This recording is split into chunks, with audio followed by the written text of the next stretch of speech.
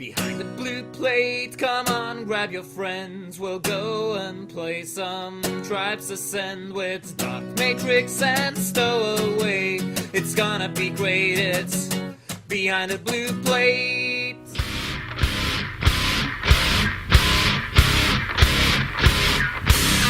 Hello there, Tribes fans. How you doing tonight? It's Wednesday, and we have a very special edition of Behind the Blue Plate all ready and set up for you tonight. We just had the first bump in the road as the European Mumble server and GameShrine.org all crashed at the exact same time. So that was a good start to the show. Hopefully that won't be a sign of things to come. I'm joined as always by Stowaway. How you doing tonight, Stow? Oh man, yeah, I'm really tired. And I've got a lot of deadlines this week, but I'm good. Looking forward to the cast we're doing. Special edition. Got Freaky going on here. It's going to get freaky. Indeed, we do. We've got in the middle box, in the only box tonight, we've got Freaky from IBN over in NA. How you doing tonight, Freaky? Pretty good. It's awesome to have you here. For the guys that might not have encountered you on the cast and stuff, sort of what's your background with Tribes and how did you get involved with all this stuff? Oh, man. Well, as far as... I've been playing Tribes 1 since like a month after it came out, but Tribes 2 is when it finally... I started making a team, and Nordramor was a captain on my team, and he casted for TSN, and I liked what it was, and I just started doing it. And so you were casting T2 for TSN then? No, TSN wouldn't take me because I only did Tribes. I could do other stuff, but I didn't. But want they to started do with stuff. Tribes.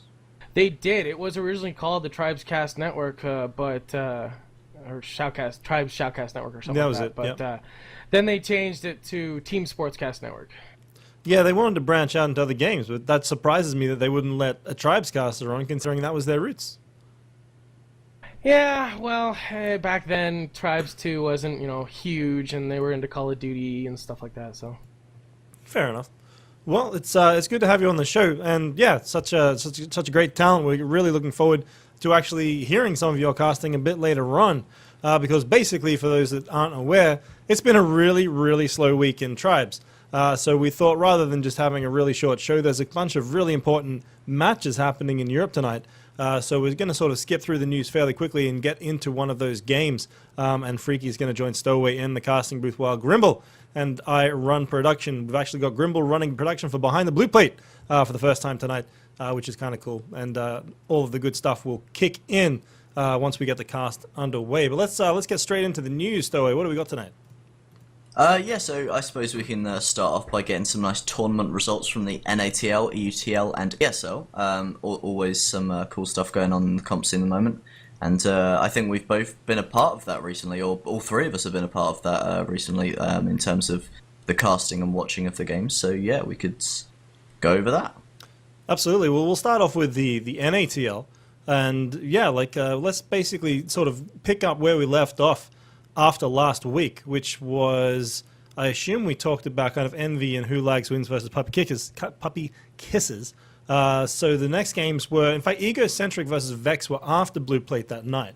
So can we touch on that game? Freaky, did you know much about that one? No, I did not. Okay. Well, let's just bring it up on stream anyway, and let's have a look at the results here. Go for it. Sorry, just quickly, that was Puppy Kisses versus who? No, we talked about Puppy Kisses versus Who Lags Wins. That happened the night before Blue Plate, and we saw that Who Lags Wins took that one out fairly easily. But the next game was Egocentric versus Vex Illifer. Okay, we do have a play from that, just as it goes. Oh, really? We do have a play of the week for that to be watched later. Okay, well we'll keep that in the play of the week section. Yeah, sure. But yeah, it looks like Vex took out this one fairly easily. Good fight by Egocentric on Tartarus 3-4. Catabatic going then to Vex 2-7 and Bella Omega 0-6. Definitely the Shazbucks voting gave it in power to Vex. Are you surprised at all by these results, Ricky? Not really. Yeah. I mean, Egocentric, bit of a stalwart, yeah? Yeah, Ego is really good, but Vex, to me, is one of the top teams right now, and Ego's just underneath that tier. But, Tartarus, a lot of teams aren't, used to that map just yet. A few of the New Bloods teams are, but Like, I think I just played my first match on it like last week, so I was still trying to get used to it. And but as you can see from Catabatic, it's just old school. Yeah, I guess. And then Well, I as mean, far as Bella's Bella fairly Omega, new, right? Was that? I said Bella's fairly new, so I mean, they wouldn't Bella have got is that new. figured Bella out. is new. It plays a lot differently than some of the other. We haven't even. I think we've. No, we played it in a match. We didn't even scrim it, I don't think. Okay. But it plays a lot. It plays a little bit differently than some of the other stuff. Fair enough. Well, Vex taking out that fairly handily. The next match that was on the following day was 5150, aka Monomaniacs or ex-Monomaniacs versus Team Epidemic. And this one, well, again, they look very reminiscent of the last one we looked at. 5150 taking out Epidemic fairly easily, and again, the betting reflecting that fairly well. 4-3 on Permafrost, 7-0 Drydock, 7-1 on Canyon Crusade. Did you get the chance to see? I would have been really interested to see how the Canyon Crusade map went between these two teams. I mean, obviously the scoreline tells one story, but Stowaway, we've seen really exciting matches on Canyon Crusade in the past. Yeah, we really have, and it seems to be a really nice map to at least watch, and I think that most players would agree it's a really fun game map to play on as well. So, yeah, I'd like to actually catch for me of a few more of them, but 7-1, interesting stuff.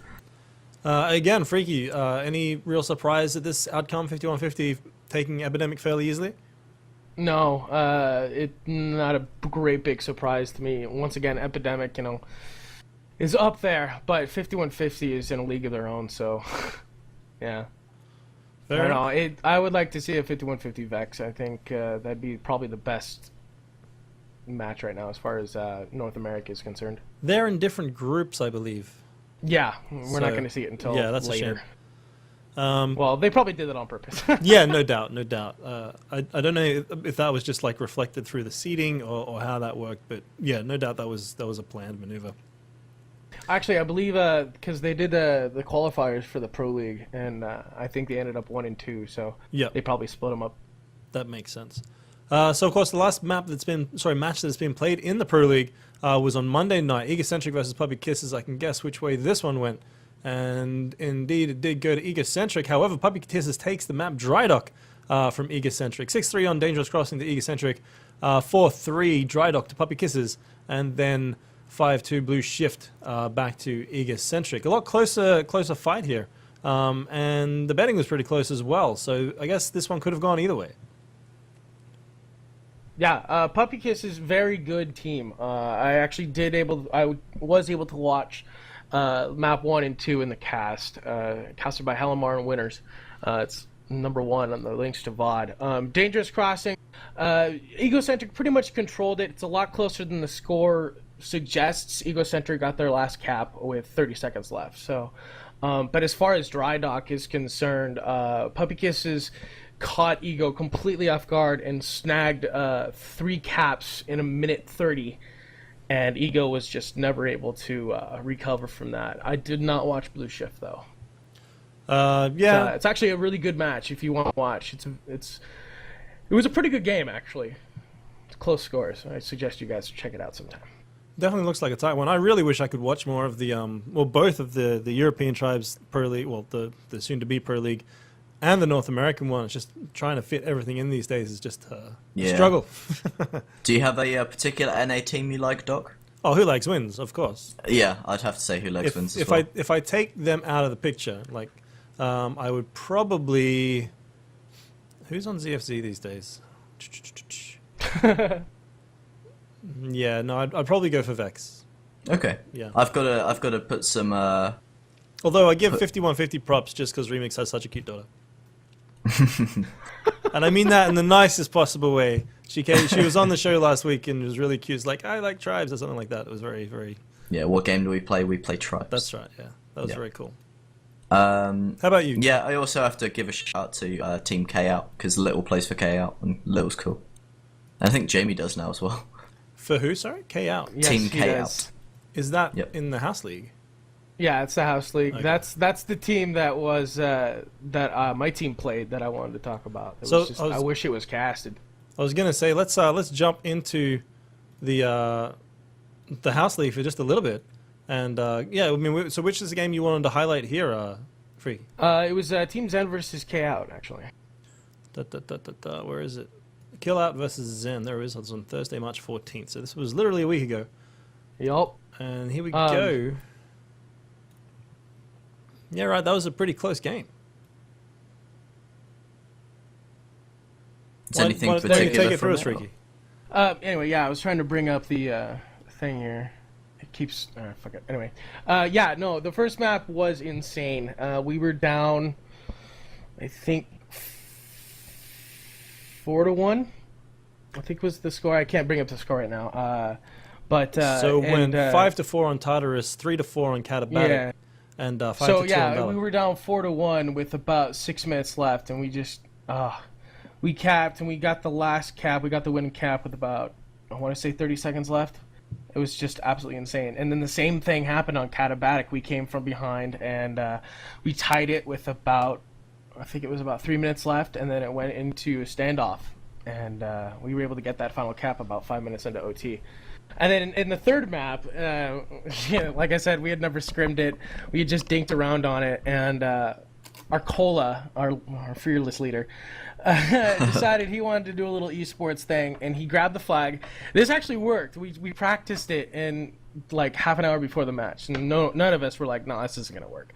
He grabs it in a freaking inverter, goes down below the base, makes it to the exit, the far exit. The capper comes over him, he tosses it up in the air, and the capper caught it. Got back to our base, but it's the LD caught up. It wasn't. It was cool, but it's just no. Sounds very esports. Totally. So did you say that game wasn't casted? It was not. That's a shame. I know. I was so pissed. Yeah, it must be. I mean, do many of the House League games get casted over there? Some of them. Every once in a while, you know, we don't cover the big ones with Dodge and stuff. We just want more casters to cover all of these games, because even, I mean, all these, so many good games, even if the teams aren't great, they're still great games, and we want them all casted. Yeah, we have exactly the same problem over in EU at the moment. We desperately want more casters just so we can cover more stuff, because everyone likes having their games casted. And, absolutely. You know, more coverage for tribes means more exposure, and blah blah blah blah blah. It's nothing but a good thing. But anyone that wants to get involved in casting, definitely get in touch with anybody here on the show. Yes. Both in NA and in EU, because yeah. And there are people to contact in Oceania as well, who are, you know, pretty into the casting scene. They've got some pretty established casters over there as well. So Yep. Exactly. the people are out there to speak to, and then, you know, very likely to help you out. Totally cool. Well, let's keep moving. Otherwise, we just won't get through all the things before the game. So let's move into the ETL results. Stowaway. We've sort of, between the two of us, managed to cover a few of these through the week.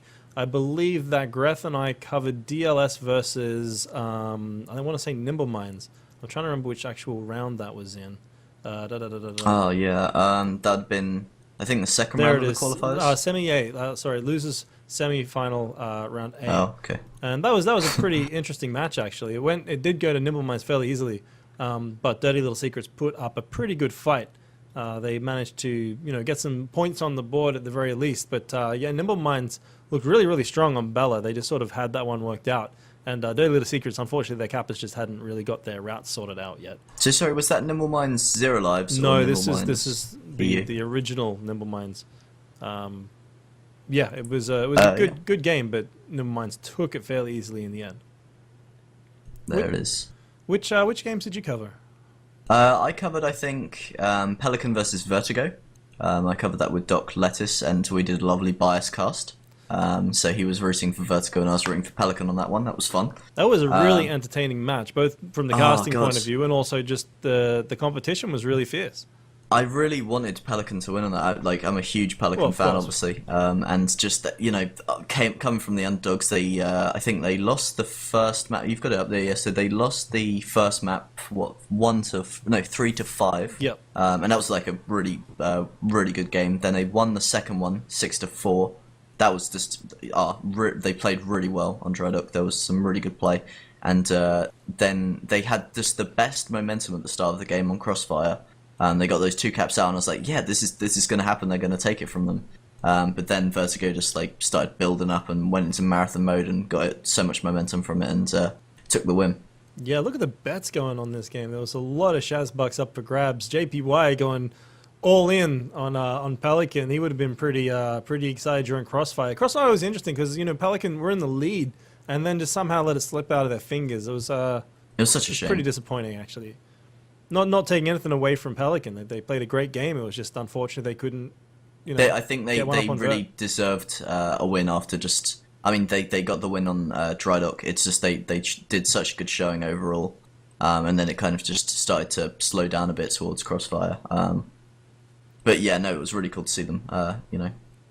Vertigo are a pretty big team to relatively new team, but pretty strong team. So well, speaking of Vertigo, they actually just played tonight. They played versus 1UP. This game right here, and they won. They won 7-0 on Crossfire. No real surprise. Crossfire is their best map by far. They won 4-0 on Dry Dock versus 1UP. So shame there 1UP couldn't get some points on the board. But it looks like Vertigo are now through to, is it the finals? The grand final of the entire Pro League. Pro League qualifier. And the second, who's gonna be? It means, yeah, so the winner of the game that we're casting tonight. So the nMz Zero Life game versus Pelican, which is what we're going to be covering in literally 10 minutes. The winner of that's going to play 1UP, and then the winner of that will go and play Vertigo into the grand final. The other important match, which I think is happening as we speak, is the 5th position game. I'm just trying to remember exactly who it is that's in that game. Help me out, Sto. Do you know who's actually playing over on the other stream? Is it Endless versus PLD?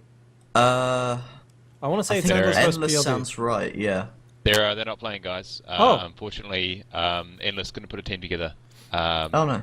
So is that a forfeit or is that just a reschedule? Well, nm.eu they had rescheduled tons of stuff tonight, including like one guy had missed out on a date. So they had a vote internally, and they've chosen to go for the default win. Okay. Because the rules state basically that if they don't show, it's a default win anyway, and it's up to them. I would have preferred them to both play, obviously, but yeah, that's sort of the way the cookie crumbles, unfortunately. So that means that Endless are out of the Pro League. They are, and that's that's a shitty way to go out. It is, and they're understandably upset about it. And NM are obviously, not that happy about it either. But these things happen. These things happen, man. So. Yep, there it is. I'm hoping they'll do well in the Pro League. The House League if they choose to play, and maybe come back in the promotion matches for the next season. Yeah, Endless are a good team. They that's a shame that they had to go out that way. Yeah, I mean the main problem is that they've got they're quite far east. They're CET +1, most of them. Oh right. Okay. And some of their guys start really early in the morning, which exacerbates that issue. So what country is that? Is that the Finnish guys? A lot of Russians in there. So GST and Dropkick and Hardira. Yeah. Yeah, right. Dropkick's actually listed as a Fin. The Fin? Yeah, maybe he's Finnish. Sorry, I could be wrong then. Yeah, actually, no, you're right. I think there's a lot of Finns. There are a lot of Finns. There's like 5. Yeah, you're right. Yeah. On the game train.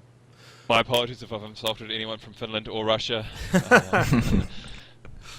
Fair enough. Well, there we go. Grimble giving us the latest update on what's happening there in the Pro League. So basically that means that given that Endless is out, we can now sort of basically announce 100% who's in the Pro League. So it's going to be, of course, IDK, Nevermind / Aura or Agra or whatever they've called themselves now, and Flamboyant with 1UP, nMz, Pelican, Vertigo, and nMz, and so both nMz in the Pro League. That's some. You were quick on that.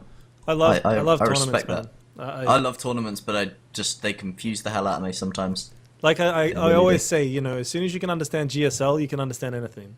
Yeah. Oh my God, Code S and all that stuff. Exactly. It's crazy. All right. Well, let's keep moving because we are going to run out of time if we don't.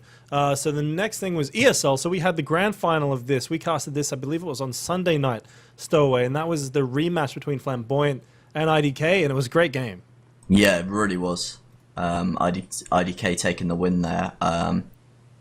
They were the expected winners from that. They're historically the stronger team, but Flam gave them a real run for their money, even though it did end up 2-0 to IDK.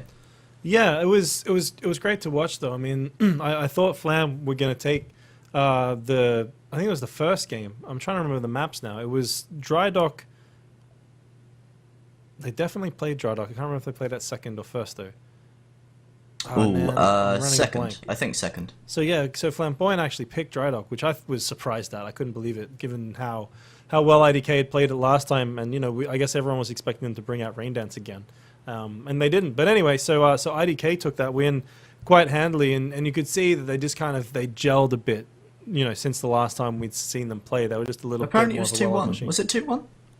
Did it go to 3 maps? That makes more That's- sense because they wouldn't have picked Dry Dock. I'm trying to remember the Flamboyant didn't pick Rain Dance for their middle map. I'm trying to remember what they bloody picked for their middle map. I think it was Arcs. Was it Arcs? I think they picked Blood Eagle and Arcs. There's been so many games on that I just can't. They all blur together. Yeah, they Flam really are. picked Cat. That's right, Catabatic. That's right. We hadn't seen Catabatic in ages. Yes, yeah, there you go. And then we saw all the rock routes come out. That's right. It was the rock route game. Remember that? We had Kenneth and Yes, JPY just bouncing all over Catabatic and completely rock routes. yeah. And you should have seen it, Freaky. Like these guys, they'd obviously practiced it, trained it, and brought it back together. And IDK had absolutely nothing to do. And we interviewed Chrysolite, the leader of IDK, after the game, and he basically said that Flamboyant played a perfect game of Catabatic. Oh yeah, that was it. Yeah, it was. I do remember now. So yeah, but Tribes too alive for Dr. Handel.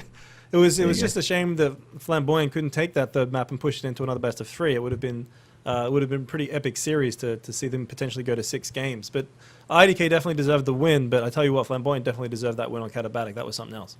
Yeah, definitely. And it was an interesting gentleman's agreement of them to go with the new rule set for that game when they really didn't need to. But interesting comments from Chrysolite saying, "What's the point playing the old rule set when there's just no point? No one's playing it anymore, and the new rule set's better." Yeah.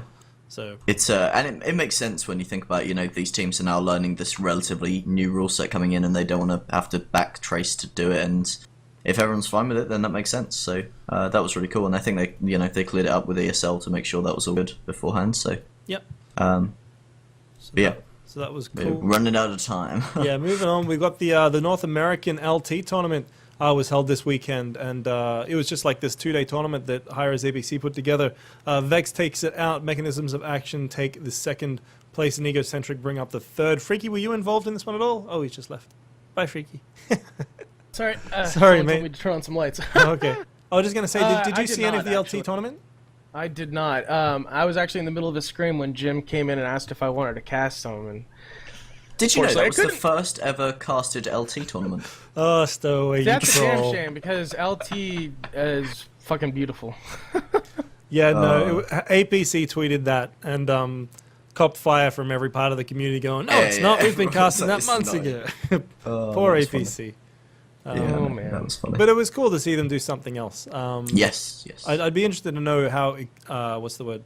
How excited everyone was it and whether people are keen to do it all over again. I think the whole point of it was they were also using the Accelerate Physics preset. So yeah, just a quick touch on that. There was a Weekend Cup Accelerate LT. And like I said, it's cool to see these little things just popping up. We're going to talk about another one in just a sec. But yeah, I'd like to see more of these, just these sort of weekend cups. I think people really dig them. Stuff like the draft tournaments as well.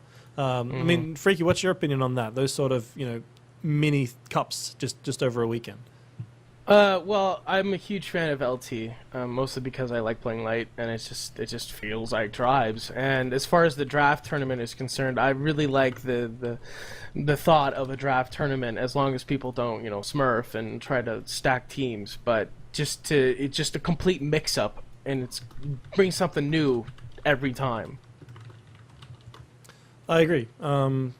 Yep. So we've got about 2 minutes to get through the rest of it. So let's go to the... Push through. That's it. We've got... this is pretty big news for North America. Freak, I'd like to get your point of view on this. Central Servers moved to Chicago, and apparently it's had a reasonable impact. Have you noticed any difference? I'm Westy, and I ping. The backbone in this town is horrible, so I usually only ping about 90 in centrals, which is about normal. I haven't really checked it recently. I think last night maybe, and I ping like 120 to east. So It's But- pretty awful. Is this, I mean, feel free if you're in the chat to drop what you think about this. Is this a good move? Are people generally happy with this change? I think people will be. Chicago really is. It's about as close as you can get as far as servers are concerned to North America. Yeah, like there's an interesting thread where people were posting what they would get, what ping they had before and what ping they get now. I did see a lot of people saying that theirs went up, and some people saying it like really had just started not working for them. But a lot of people saying it's a lot better. But yeah, like I watched some of APC stream today. He's looking for feedback. If you do get lag problems, they're really looking to try and fix it. They think, or at least I think he said they think that it has been like, you know, they've realised the problem now.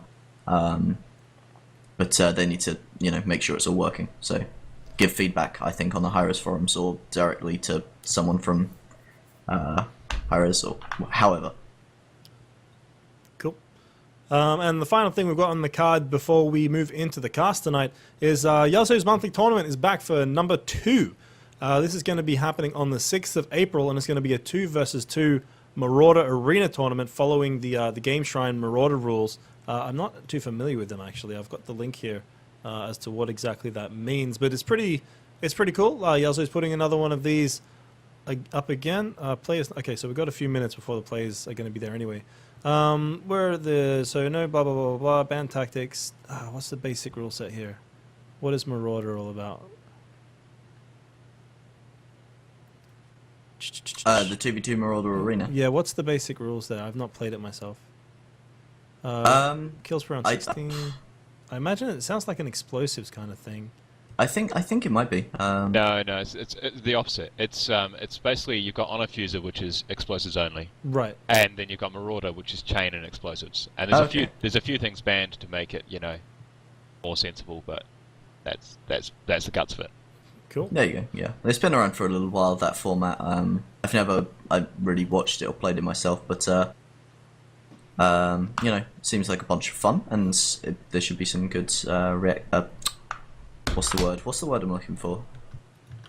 Sign-ups, like good amount of response for it. Yeah, well, the rabbit tourney was quite successful.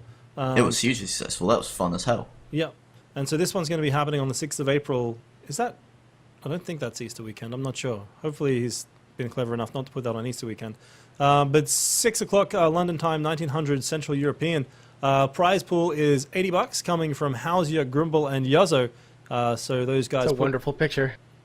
The guy with the beer. Yeah. Yeah. So so first place gets $50. Second place $30, and Is it? so- Oh yeah, it is dollars, isn't it? no, it It's, is pounds actually. Sorry. Oh okay. I use bucks for any form of currency. Zimbabwean bucks.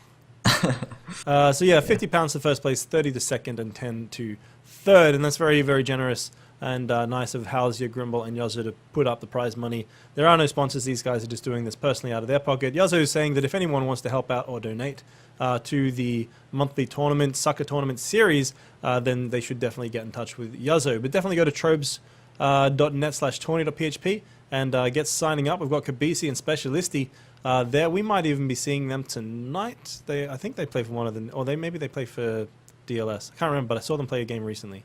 And I would be very interested to see who are they? SoFab and Bobby One. I think that would be a pretty epic duo in a format such as this. And I should probably point out that you can enter this from like anywhere. You can enter it from NA or wherever. You will be playing on Europe servers, I imagine Amsterdam. But you can sign in and play. So definitely worth it. I think Yuzzo said that the top prize is equivalent to $70 roughly. So Yep. definitely worth a go. $35 each if you win, or if you're from EU, 25 each.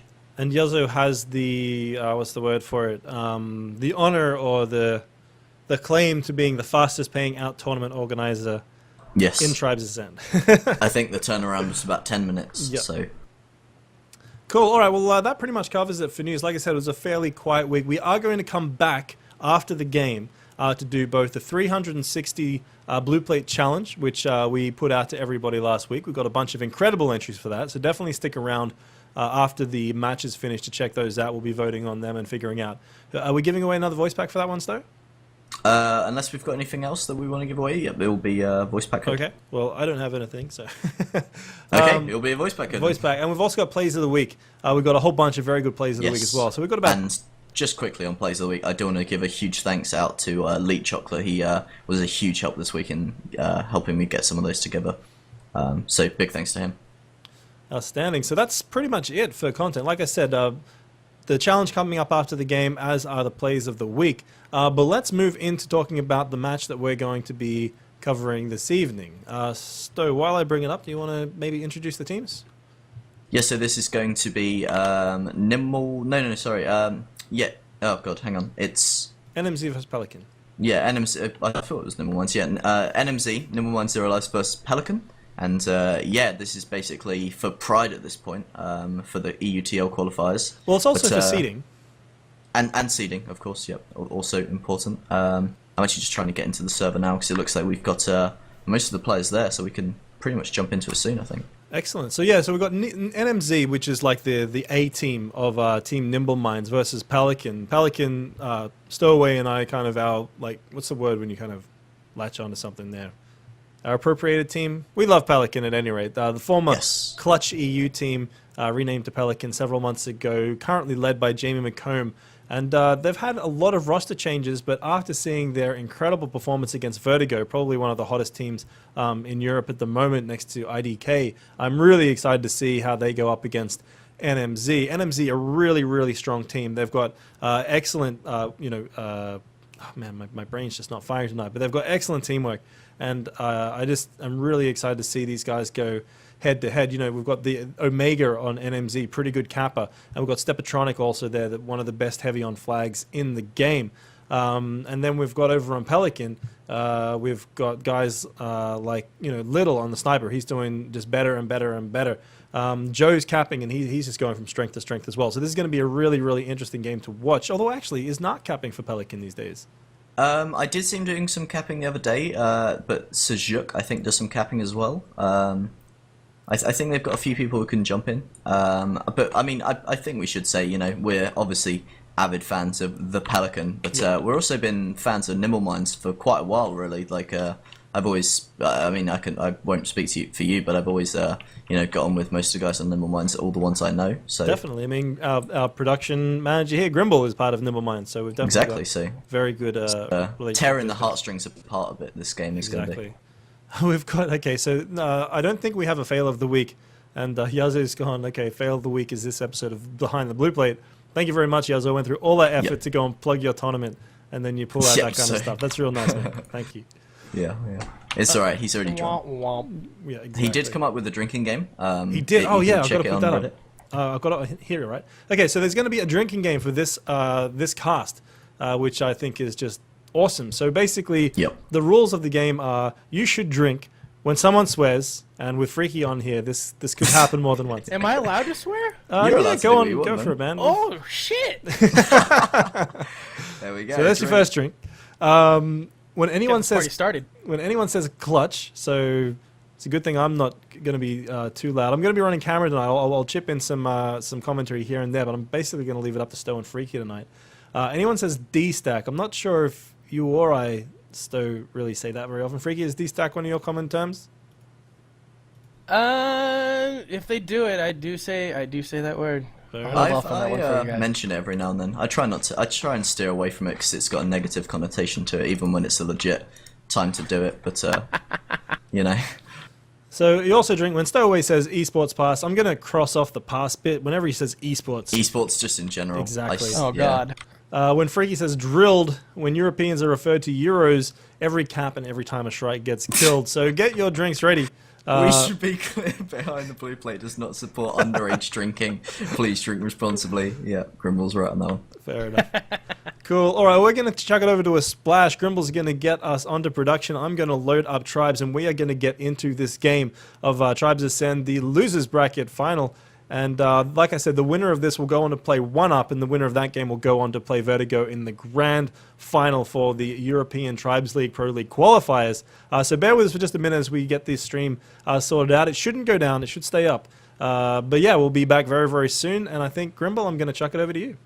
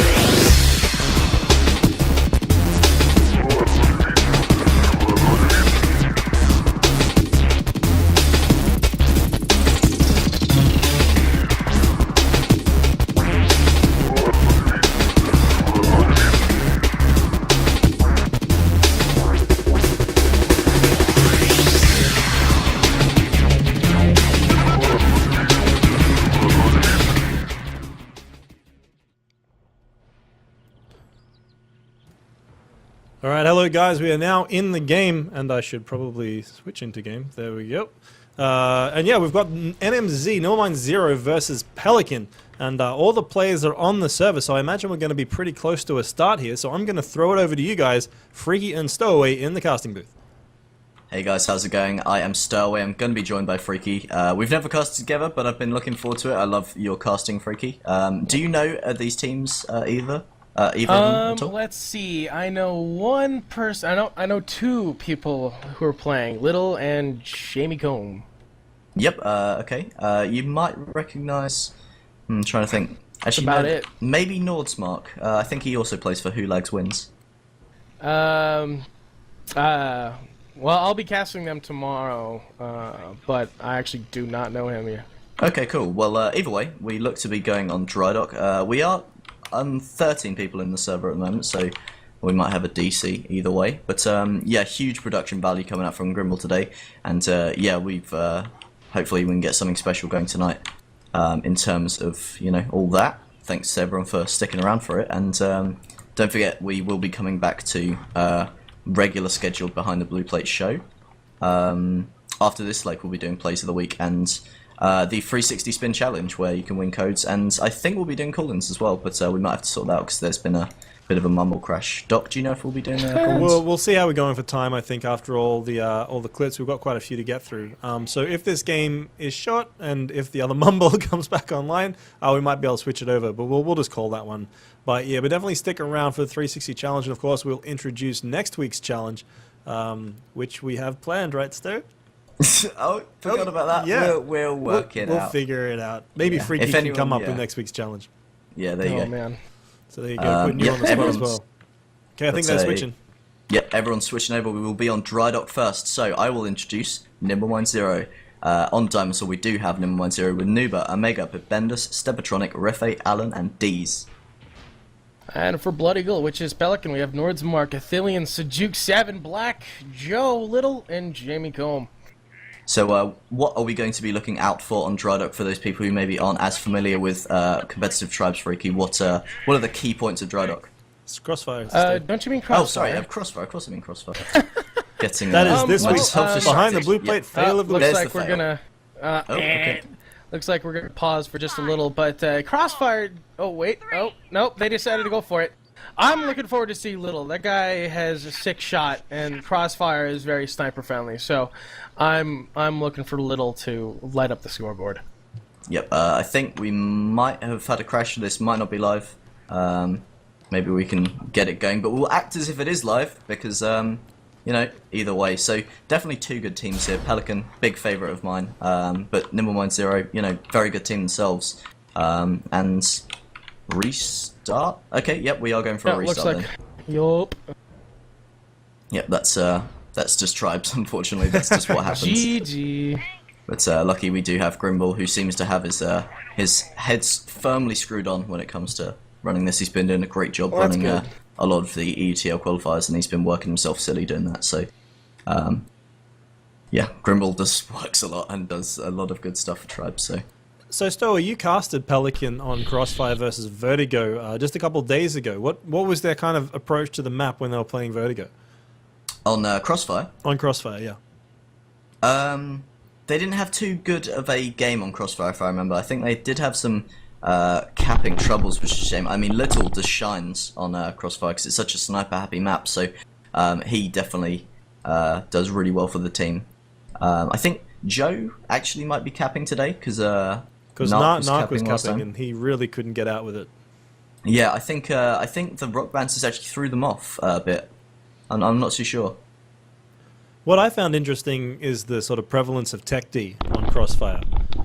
Keeping those gens up, keeping that force field on either the platform or on the base seems to be really common over here in Europe. Yeah, we see IDK do that quite a lot, or certainly have done quite a lot. I think I remember the Paris Games Week finals had a lot of Tech D on this map in particular, and you get those turrets down, they can do a huge amount of DPS to the incoming offense. And obviously you have the force fields, which are still allowed. Mines have been banned in this rule set. I think there is a set of the rules on Game Shrine someplace. I'm sure Game Shrine is back up. But it looks like we might be ready again this time, so take 2. Fingers crossed. Yes, absolutely. So I will just let them know we're ready. So do you know if Joe's got the rock route sorted out? I absolutely don't know. I don't know how long Joe's been playing Tribes for. He's very good for how long I've known him, if that's like how long he's been in the pugging scene. But did he get into Disc 2 era? Wow. I haven't seen him running rock routes, so you know, I don't know if he was around back in the day when rock routes were still in the game. But either way, if I think they would have prepared for this, you know, and maybe got him to learn some routes if he, you know, wasn't versed in it before. Have you seen much rock routes coming back since this patch in nA33ky? Well, see, the problem with that is Crossfire is not actually in the rotation in North America, but I have seen rock routes being used once again on Katabatic, actually.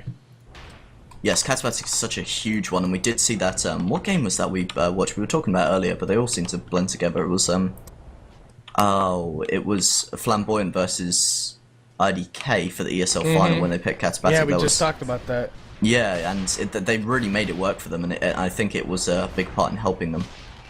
And I just watched Joe try to do a rock route, just dinking around, and he face planted. So. Oh, so that could be. Yeah. We'll see. He had it going. He had it going, but then he screwed up his last one. Yeah, it's a bit of an interesting route. Interesting map when it comes to rock routes, because you've got these.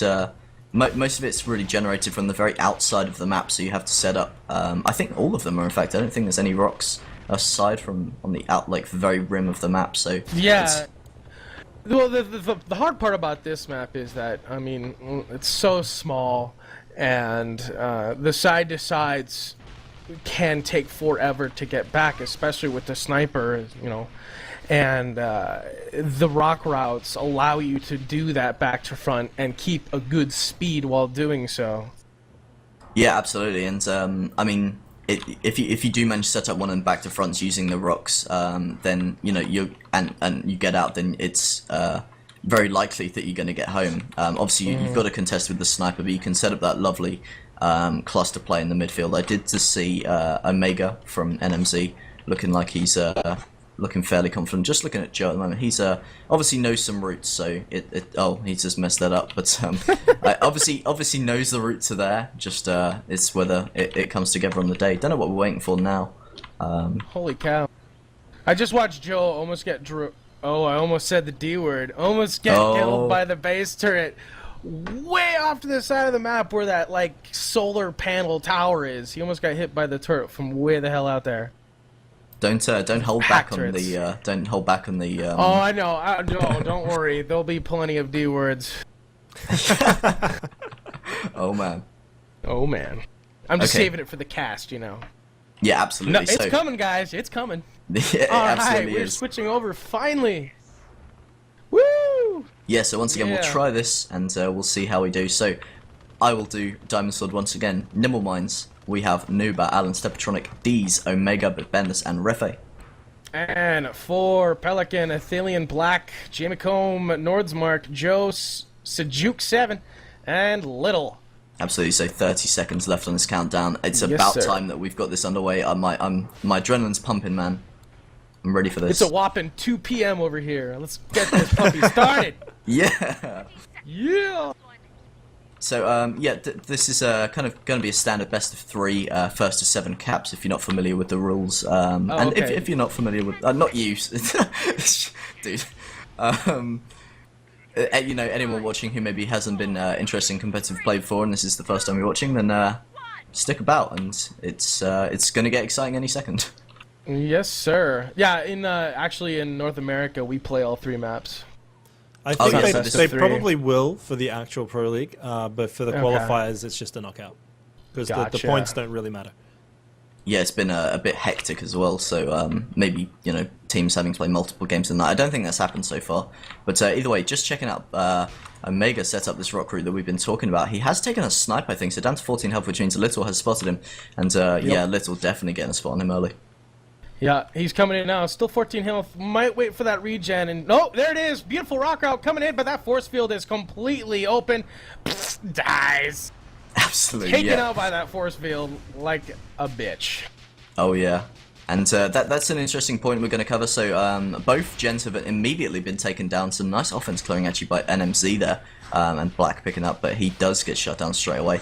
But Yep. yeah, both generators instantly taken down. That's something to definitely talk about in the fact that that means they won't be able to get those force fields up, and you know, if we are seeing some technician defense, then it Got might some be flag difficult. passes going off at midfield here. Pelican tried to walk this thing home, and he is gone. Taking out his 3 chasers. Athelian coming back to his flag stand, but he's got Bebendis right in front of him. He's up. He's over. 282 flag stand. No return! Oh, it was recaptured. What just happened?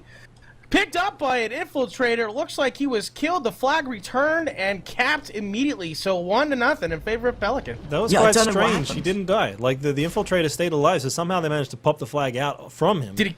Yeah, I didn't. I don't know if there was a see it. nitro. I light don't know for what a happened. conch. That was weird. We might have to go to the instant replay on that one. But Yeah. yeah, like Nuba did the perfect thing. He was there. He went for the E-grab, then tried to get the kill as well. Didn't manage to connect, and somehow the flag came out of his hands. And it's now 1-0 to Pelican. We gonna have to watch that one back. Is exactly how he dropped that flag, because I didn't see anything either. And that started with Joe coming in for a cap route, overshot the flag by quite a bit, and they were able to llama that thing off the flag stand. A beautiful push by Pelican to walk that puppy home, giving them the early lead here with only 22:45 remaining on map number 1 Crossfire. Yeah, so it looks like, just watching that back, it looks like he had to actually just toss it. He tried to pick it up and toss it away, which, you know, can buy your team some time if you think you're going to die straight away making that grab, and it just happened to go straight into one of them with some bad timing there. And that's a pretty easy cap for Pelican right at the start. I'd like to give Watching a shout Joe out to come in- Athelian because, I mean, he just kind of danced around a couple of defenders there to pick up that flag and keep it moving. It was really impressive. Watching Joe come in for a back to front, and he hit a claymore, knocked him off his route, and the Hoff took care of him easily. Athelian still on that flag, up on top of the base, just kind of going around to the gen room here. They're trying to keep that gen up, and Allen is about to go down from a sticky. He goes down, and the turrets go down, and the gen goes down. Here comes a back cap. It looks like, oh no, it was Stepatronic. Here comes, wait, what just happened? I do didn't not know see what's any going cover. on. Either way, Omega coming in on the other side, and Joe dropping the he flag is. for a Pelican there. So I haven't seen a huge amount of offense from either of his teams. I suppose, yeah, I've really not been seeing a huge offense push from either of his teams. Joe coming in with that nice back to front, which allowed them to get the cap. That was a back to front, wasn't it? I think so. Yeah, but So they still far, didn't- yeah, there's a lot of offensive pressure from Pelican and not so much from nMz. So Yeah, definitely, and Joe really having trouble with these rock routes here. I think this is actually throwing teams off quite a bit in the fact they want to use these rock routes and make something of them, but they haven't practiced them as much as the regular routes, so it's really messing them up. I think we saw that something similar happen to Pelican on I was going to call it Dry Dock again, but it is Crossfire. I don't know why. I keep a similar, you know, color palette, I guess. watching Joe here set up for a static back to front, waiting for that offense to get into position. Nordsmark just in front on top of this little hump hill. Throwing Merv shots on that flag stand. The only force field on the flag goes down. There is still one Claymore up. And Joe just waiting for it, but he has been spotted by the sniper D's, and he's getting dueled out now by Athelian. Here comes Joe for the cap. Looks like he took a grenade?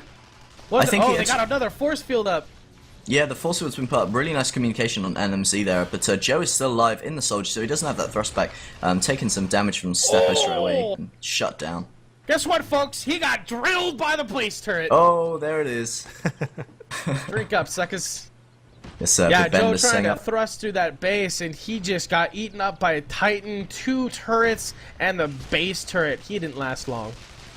Yep, so seeing Jamie McComb run this Technician D here. Currently his generator is down, so he's not able to use the benefit of his light turret there, but so his job is basically going to be to sit on defense and try and make sure that the generator's up as much as possible, and just basically look after Little. He's a huge asset to their team at the moment in this map especially. And so yeah, interesting to see the Tech D come out from that. I don't think it's something they've run particularly often. Trying to see. Yeah, we do have Tech D over on nMz as well, being run by Alan, doing a similar job. Just saw Omega come in for a cap route. Not enough clear on that flag stand, and Sejuk 7 gets the body block kill. But watching Omega now off to the outskirts of the map, looking to do that very fast rock route once again. Very fast. It's very beautiful. He hits this one rock and he just shoots off in a completely different direction. It's very weird. And here it is right here. Boom, there it is. Here he comes up to it. That once again sniped out by Little. And here are the Claymores and the Titan, and he gets drilled and goes down. Joe coming in for a cap on the other side, but he gets taken out by Alan's light turret. So no dice there. Yeah, Pretty both of these teams. Quiet. Yeah, I it really has believe been both quiet. teams are de-stacking. Oh, yeah, and I was just about to, go into talking about the defense of these teams. They seem to be very strong. I mean, we knew this about both teams. They have a nice, strong defense, especially nMz with Stepatronic, like Doc mentioned earlier. A really good off in this game, very good defense. And he's going to be difficult to get for, in all honesty. We do see Northmark doing the HOs, trying to clear them from afar. Athelion doing the kind of interesting kind of... Oh, no, I thought he was infiltrated, but he's currently running as that soldier. So he's going to have to come and deal with him.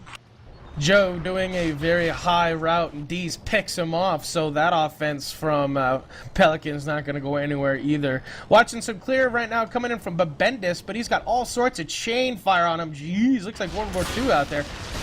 As picked up by Omega, coming from the other direction, but he gets taken out by the force field, I believe. And the flag is going to go down just in front of the V-pad, and it looks like that's going to be secure. Jamie McComb on that puppy, and he's going to return that puppy. So 1-0, and 17-14 remaining here on map number 1. It's still 1-0.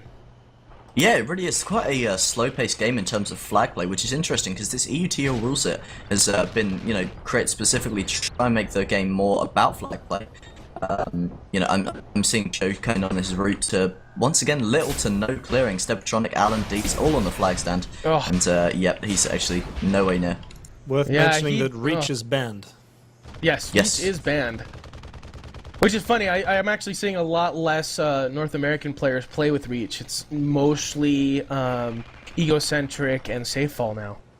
Which is, I think, Yeah, that really seems to be interesting. a bit of a new stat going on there. Having a hugely slow game at the moment. It's not responding to me very well, but either way. Yeah, Reach been an interesting ban. A lot of people were opposed to a lot of NA, and maybe not a load of people in the EU are opposed to it, but I've seen EU cop a lot of flack from Here comes Joe. He's coming Americans. for an infiltrator cap. And no one sees him. The Hoff is off the flag. He's out. Clean. Hits a little bit of a Titan. He gets drilled by the base turret down to 22 health. He gets sniped by D's. Flag is out midfield. Athelion right there to pick it up.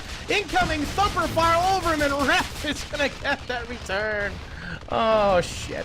The Bendis, fatty. No, he's in a Raider coming out. He's going to punt it off. Omega is going to be right there, but he's getting sniped out by Little. 9 health. He gets chained down by Jamie McComb. Flag goes down just behind this little rock here. And Jamie McComb, go ahead and return that flag. So a little bit of flag action there, folks. But no dice. Yep, just about. I mean, I do want to kind of quickly go into that. I like that decision made by Joe that to change up to an infiltrator. The Pathfinder capping obviously wasn't working for them, just that really strong defense, so he thought, well, I've got to get around them some way. He is still going for the infiltrator capping. It'll be interesting to see if he maybe... Yeah, it looks like he might be setting up for a static back to front route, which I kind of like at the moment. They got out with that, but just fast reactions from the nMz defense. So here comes Joe. I don't think it's a... I don't know if it's... I don't know what he's doing. It's a very slow hit his pack, but he didn't have energy, but he's off. 276. Turrets are eating him up alive, and Dees gets the final shot on him. And Ref gotta go ahead and return that flag. So they're getting the flag off the flag stand, but not enough speed to break this defense. Yeah, and we saw the effects of that light turret, that really good position from Alan, that, he went out and he took so much damage from it. That's another 20 in-game feet that he wouldn't have got. Or he would have got if that turret wasn't there. Just a huge amount of damage, and currently the nMz generator's up. Meanwhile, the Pelican one is, I think, Jamie McComb's just, he's on repairing that right now. So, I'm gonna do it. These maps are really kind of being this map is really kind of being destacked at the moment. I would like to comment that so far Pelican have been doing a really excellent job of basically owning the midfield. They've pretty much had it under control the whole game. The problem that they're having at the moment is because they're sort of staying in the midfield, they're not pushing forward, and they're basically not clearing the flag, which is making life extra difficult for Joe because he's not coming in on any particularly fast routes. And here he is now. He hit the rock route right. He's very fast. 260, full health. Deez is not in the position to see him. Omega on that flag stand. And now he gets dissed just as he comes onto the flag, up and over it. Misses it by a hair. That was their best shot right there so far to get a clean grab. But the defense for nMz on their game tonight. Yes, pretty crazy seeing the first strike of the game come out from Refe in that technician. He's actually kind of going back to what Doc was talking about, trying to clear up that midfield play at the moment and doing a little bit of clearing on the enemy flag stand at the same time. So trying to own it a bit more and you know, contribute to the offense, taking out that force field as well. Not seeing the Kappa from Omega setting up on the right to left. He is going to change that. Yeah, I think he's going over the top of the ship in a back to front style. It'll be cool to see if the strikers made a big impact here. That flag is completely clear of the Hoff, or no, the Hoff is actually still back on there. I thought he hopped off. One of the Juggies came off trying to chain down that Shrike. He's still on that flag stand though, but he's got a lot of clear on him. He's almost down, 449, waiting for anybody to come in and grab that flag. He's still alive though. How is Sejuk still alive? Trying to take out Nuber, who's in the base. Both of them have a sliver. Oh, Shrike coming in from Refe here. Oh He's no, jumping he goes back to down, front. beautiful, Oh, misses the reach. flag! Oh, you are fired! Oh, man! That was embarrassing. There's that reach coming into play. Yeah, I was going to say, most Kappas not really having a trouble with, you know, not being able to run reach. It's very rare that I've seen. To be fair to miss nMz, Joe missed a pretty easy grab on his last run as well. The flag stand was completely open, he just came in too hot and completely missed the flag. Oh, so no dice to Mega. Mega coming in for a really quick grab right there. He got about 50 feet before Little poked him in the butt. Flag goes down and is returned. So it's still 1-0, and we only have 12 minutes remaining on this one. Jeez. That's this is not the game I really expected between these two teams. Like that first cap, you know, really quick out the gates, and I think this is done quite often. They're very quick out the gates. They did it against Vertigo in 2 of the 3 maps, or yeah, 2 of the 3 maps where they get a nice early lead, maybe a couple of caps out, and then it kind of the momentum slows down. And so far in this game, nMz haven't had a huge amount of momentum themselves in terms of flag play. Watching both cappers, Omega and Joe, have now switched to Infiltrator, and Joe is just going way too close to the enemy flag as he gets taken out before he even gets to the back of the base. Omega now camping out inside the base, waiting for that regen, but he's got all sorts of chain gun fire on him now, getting chased about, and he gets taken out by Sejuk. What got him? I don't know. There's a drop jammer inside the base from Little. Oh, that's dangerous. Keeping those Once again, gens Joe up. coming into the... Yeah, Joe coming into the nMz flag stand there completely to no clearing, and I've seen this from both teams. Just normally, a team will eventually, you know, sync up properly, have a really nice offense clear, and be able to take the flag stand, you know, kill off a few players. But we haven't seen that. Joe has been coming into a flag stand that's completely full of players, and a very similar story for nMz. Watching Nuber trying to clear that flag for nMz. Able to get all the force fields, but the Hoff is still up as Sejuk throws another one down. As Jamin McComb right there as Nuber goes down. Once again, that flag is not clear. As Omega is way off to the side. I don't know if Little has seen him just yet. He's not firing at him, so here comes Omega from the back doing that rock route in a soldier. Here he comes. Right off the back, here he comes, the flag. There are no force fields on that puppy, but the Hoff knows he's coming. He's out! Full health and off to the races. 761 takes a just jump. Incoming Shrike from behind. Can he tie it up? Here he comes! Flag stand! Misses the flag. 242 flag stand. Taking on the flag stand. It's right there. Picked up by step. Oh, wow. He gets the cap! 1-1, 10 minutes remaining. That flag was almost returned by whoever that hoe was. for Pelican. My goodness. Nordsmark. No, it's Mark. Man. Really good shot coming out from there from Nordsmark. Not able to make the return. Good, solid defense sticking for it. Stepatronic clearly taken his medicine this morning and, you know, fully alert. And it was just a nice clear. The Hoff was still there. He managed to dance around him, just about pushing the edges of not having a reach. And there it is. You only have to get it out with a little bit of speed and you can turn it into a cap. 10 minutes left, or 9 minutes 20. I'm actually kind of... He came in with that Raider, and he's able to hit that shield pack, which pretty much negates that first Titan shot, and he just skimmed the surface. I'm kind of surprised he didn't get body blocked. Joe coming in for a grab for Pelican. Overshoots the flag again, so no dice there. As Stepatronic taking lots of damage. Omega now off with it, and look out. nMz is making a push here, and he's going very, very fast. Little trying to bring him down, but he gets taken out by Riff in that shot. And here comes Omega, 596. He's got plenty of Pelican members to go through. High up in the air. They're going to have to chain him down. Almost gets a bolt off. Oh, but Ref Jones, old Jamie McComb. Here comes Omega for the cap. Can he give them the lead? Boom! 2-1 in favor of nMz, taking the lead here with 8:30 left on map number 1. Yeah, nMz really gaining just a bit of momentum now, and that was a really perfectly timed kill on Little there. Omega was out the flag. He was in the most dangerous part of his route where he was taking damage, and yeah, they managed to get the strike kill on Little. That was a huge part of it. I think it might have been made a lot more for them. I might be seeing, I'm just watching Refi at the moment, seeing he's still playing very defensive. Joe coming in quite slow to the flag stand, once again with not enough clearing. You've got that Nordsmark doing H. I think I'm seeing, yeah, 2 HOs from Pelican at the moment. I'm not sure how I feel on this. I feel like there's not enough connecting to do enough damage, and they need someone up and, you know, properly in their face to get that clear. At this point, it's overkill. One Merv will do the job on that flag stand, especially if they're using all those force fields in the back. They've pretty much locked down the back of the base, nMz has, so they're going to have to... Joe's going to have to not miss the flag, but Bendis picking it up in a Soldier. 69, he gets taken out from behind by Jamie McComb. The flag is out. Looks like Jamie's going to try to return this. Ref is right there. He might get it. Oh, he picks it up, but no, dies immediately. Jamie McComb with that return, so no dice there. But yeah, nMz locking up the back of that base. Stepatronic taking lots of mortar fire on that flag stand, but he's still alive. 544.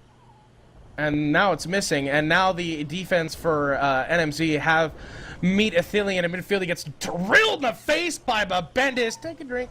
And Athelion goes down to midfield. Looks like they are running double cap now. Black and Joe coming in.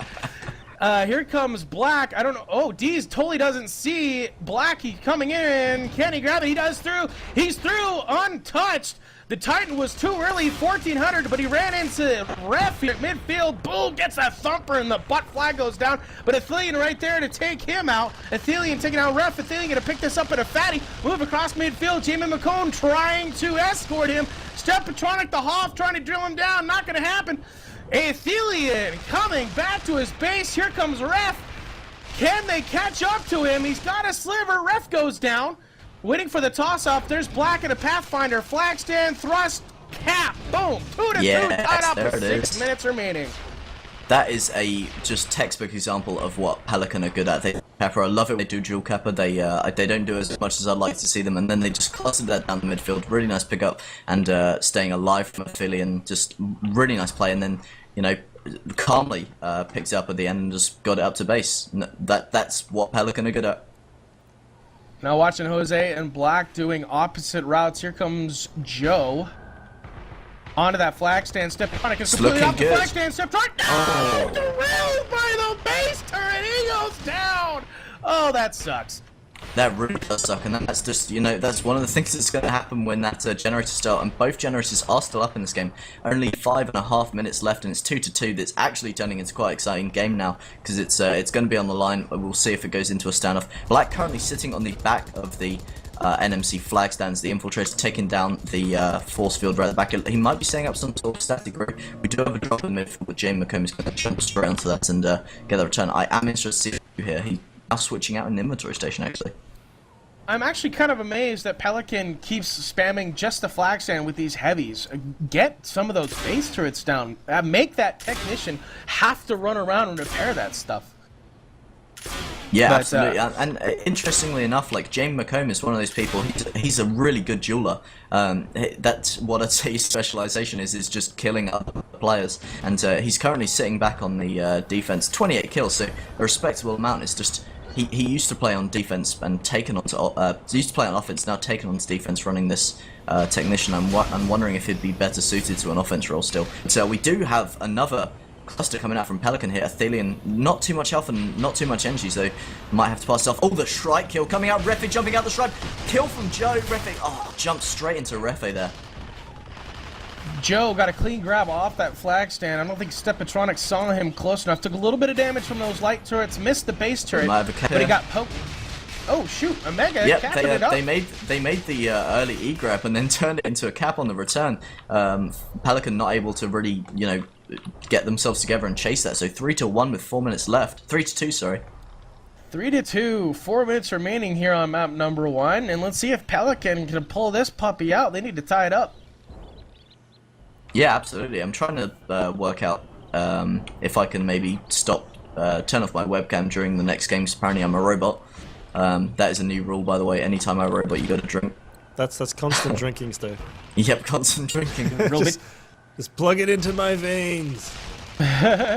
Here comes Joe, high back, kind of back right route coming in. He has been seen by Steptronic, and he's going to completely miss that flag. But here comes Black from the other direction.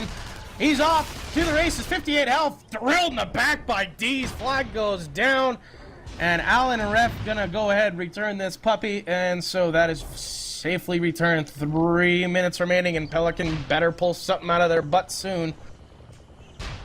Yeah, absolutely. They've got to make that at least that one cap come back to force it into the overtime if they want to show us map. I saw some lovely sniping piece there. Omega coming into the flag stand though to a clearish flag stand. Oh no, it's just they're running that jammer. Oh, and, beautiful body block. Who was that? Jamie McComb with a beautiful body block as that technician. But Bendis picking up that flag. It's going to be a llama grab, but he's not going to get anyway. He gets drilled by 3 people, all chained down. He goes down. Nuber trying to clear that flag stand, but he goes down as well. So no dice there. Both teams resetting. Here comes some Merv spam, or is that mortar? No, it's mortar spam from Athelian from midfield. And Alan already there to duel him out. And it looks like Alan is winning so far. And now we got some snipes coming in from D's, and Athelian gonna go down. Here comes Nordsmark tossing some Mervs on that puppy. But Steptronic just able to, like, stand off to the side. You gotta get into the face. What's the time point that you think where Pelican really need to start rethinking their strategy, go a lot more offensive and reinforce that cap out? Because at the moment they've lost this game. If it ends like this, then they've won. Yep, so I would argue that, it's now or never, really. Like, they should have been pushing a bit more. But Bendis actually screwing up his route. That's going to be good news for Pelican. Black from behind. But no, there's a force field back there, and he goes down. So minute 40 remaining. They might think about just crashing this puppy and walking home. It's worked for him so far, but... Uh-oh, Omega off with it. Get a lock on him now. He is moving 198 up high in the air. He's going to try to put it off. Misses his punt. It's going to go flying way over here. Land on top. Land on top. Aw. Hits the top. Goes all the way over. And Omega is still there. Here comes Bendis, Nuber, everybody from nMz trying to get this here. Here comes Jamie McComb. He is able to take down one of them. But he's going to go down. And Bendis has it. He drops it off. He has a sliver. Nuber looks like he's going to pick it up and moved along. A minute left. Pelicans gonna have to do something as Black picks it up, gonna toss this off. Allen right there. Here comes Nordsmark trying to get it. No, the return. No, return by Allen. Here comes Nuber. He's all alone. Minute remaining. Here comes Jamie McCone trying to cut him off, and we got a major crash coming here from Pelican. Little coming in, the sniper. He's right there. Nuber taken out by Athelian in the strike, but Little gets drilled by the base turret, and the flag is down right next to the center. Here comes Omega. Just jump back to front. Taken out, and the flag's down by Joe. Flag is down underneath the flag stand, picked up by Athelian, and he's off to the races. Get drilled left and right. Flag goes down. It's on top of the base. It's right next to each other, and no one has the energy to get up there. Here comes Black. He goes down. Flag is still there. Moves, mortars, everything, and the kitchen sink. And Nuber finally gets the cap 4-2, putting the nail in the coffin, and that is going to be all she wrote for round number 1. Holy cow. That is some impressive work per minute you've got there going, but yeah, 7 seconds left in the game. They managed to really tie it up, put that final nail in the coffin, like you said, in nMz. That was just the last 5 minutes of that game became so hectic. Wow. That's what I love. Give me more of that crap. No more of this D stacking crap. Yeah, take a drink. I said it. Yeah. Absolutely. So I don't know if we're going to take a quick break or anything. We might just stick with it, but I think I might turn off my webcam if that's cool with you, Doc. Well, how about we wait for the next game to start? Because what I'm going to do is kick it back to the camps, and we can. Yep, sure, we can go for that. Break it down a little bit. So I mean, yeah, incredible game there. I mean, the first half was a little bit dull. I'm not going to lie, but the second half of the game got pretty exciting. The thing that I found out that game was the Pelicans seemed to put all of their offensive eggs in the heavy offense basket. They had Nordsmark and I think maybe Athelian. No, it wasn't Athelian, but definitely Nordsmark and it was Athelian, yeah. Okay, sort of doing heavy offense and just dropping bombs from a long away. And nMz were just too good at dodging it. It didn't do anything. It didn't clear the flag stand, and that made Joe's life a lot more difficult. He had to do high risk routes, and unfortunately he missed several of them. I didn't see a Raider come out once for Pelican to try and get in the face of the defense over there on the nMz flag stand. And I think that really cost them in terms of their offensive pressure. I totally agree, man. I mean, it's seeing players from Pelican just... I completely agree with the 1A Joe and Nordsmark, very good HO, and not saying Athelian isn't, but I think Athelian would be better maybe going Raider or Offense Soldier or something in their grill and really pushing it and kind of, forcing them to move around, distract them, and instead of just like flying green balls coming at them that they can just jump out of the way, and they really were. They didn't seem to suffer much on defense in that. Similar story for the Pelican defense, but not the HO kind of side. I think that nMz could have, really done the same in the fact of getting up in their grill, getting a nice timing push on it. But yeah, I'd like to see that kind of change up, especially when they have players on their team like Jim McComb that's a very good jeweler. So we're just waiting for the next map to come through. This will be the pick of Pelican. I'm going to see if I can figure out what they've decided on. I can't see it, so we'll just have to wait and see. Sorry, what? The next map. I'm just trying to see what they picked. My console's down, so I can't tell. The map is rotating though, so we'll know in just a second. What do you think? Dry dock. They've gone for dry dock. So Pelican going for dry dock. So what I'll do is I'll put it back onto the in-game screen. So Stowaway, feel free to turn your camera off, and hopefully that will help your upload. Yeah, hopefully. Yeah. Robot Stow only seems to really come about when Skype's about. I don't know. So, take a drink for my cat. His name is Loki, and he lives up to it very well. And I think we'll have Pelican playing on... nMz playing on Diamond Sword, so it's Pelican's map pick here. I think, if I recall correctly, I think this is one of their, their favourite maps. I think they play pretty well on Dry Dock. So it makes sense for them to make it as a call. Well, I mean, I think it just the offense of both teams has to change up to see a different game than last time. I think that's one of the main totally points. Different map, though. This is a map where you can get away with a lot of heavy offense just spamming from afar because it's such an open flag stand that you don't need to get sort of up in their faces and do it there. So, yeah, I don't think it's as... it's a completely different map with completely different Definitely a strategies. different map, yeah. I still wouldn't like to see the two heavy offense there. I think that might be a bit overkill. But, I mean, we'll see. We'll see how they do. So, casters are ready, so we're just waiting for the players to be ready. And, this could be the last game if nMz take this. It really could go either way after that first map. I wouldn't like to call it. So, Freaky, what did you think about that game in general? Like, how it played out? Is that quite a lot different to the way you see games in NA? Well... it's been a long time since I've crossed Crossfire, and I do remember quite a bit of D-Stack. Drink. But, yes, drink. No, that's I don't know. It's a little bit different. It seems to be they're a lot more offensive based for North America, as far as crashing and everything. And most teams, a lot of the teams just kind of stayed in their spot. They didn't crash or anything, which is kind of weird. Which is what happened in the end, and it all went just nuts. Yep, absolutely. So we are switching over on the teams. On Blood Eagle, we will have Pelican with Nordsmark, Little, Black, Jim McComb, Sejuk7, Joe, and Athelian. And if you want to do the nMz team? Yeah, sorry. Okay. No worries. For nMz, we got Nuber, Alan, Stepatronic, Ref, Bendis, D's, and Omega. Yeah, so definitely like Doc was talking about earlier, definitely different map in style of offense and defense. The flag stands are very wide and open. You do have the option to do the HO spam down onto it. I've seen some very interesting inf play on this. Rock bouncing could come into it as well. There's some less rock routes than we'd see on a map like Katabatic, but there are definitely ones to be had. 5 seconds left on the countdown. Good luck, have fun to both teams. Here we go. Yeah! Alright. Oh right, yeah, there it is. So I think we're going to see Joe starting off with the soldier capping for Team Pelican. I'm going to be interested to see if they do the double capper. I don't think they'll start with that, but I do love it when Pelican do that. Seeing that double capper, and we are seeing Bendis set up as a pathfinder on the back to front. I think he has been spotted though. Watching Alan for nMz trying to come in, take down Little. He's trying to get into a spot while he's tossing some Mervs on that flag. Looked like he was going to go for the gens, but he decided to go for Little. Here comes Bendis from the back doing a rock route. He's off. He's over. 900 health, trying to get a little bit shot from Little from his... Oh, he's going to run right into that force field.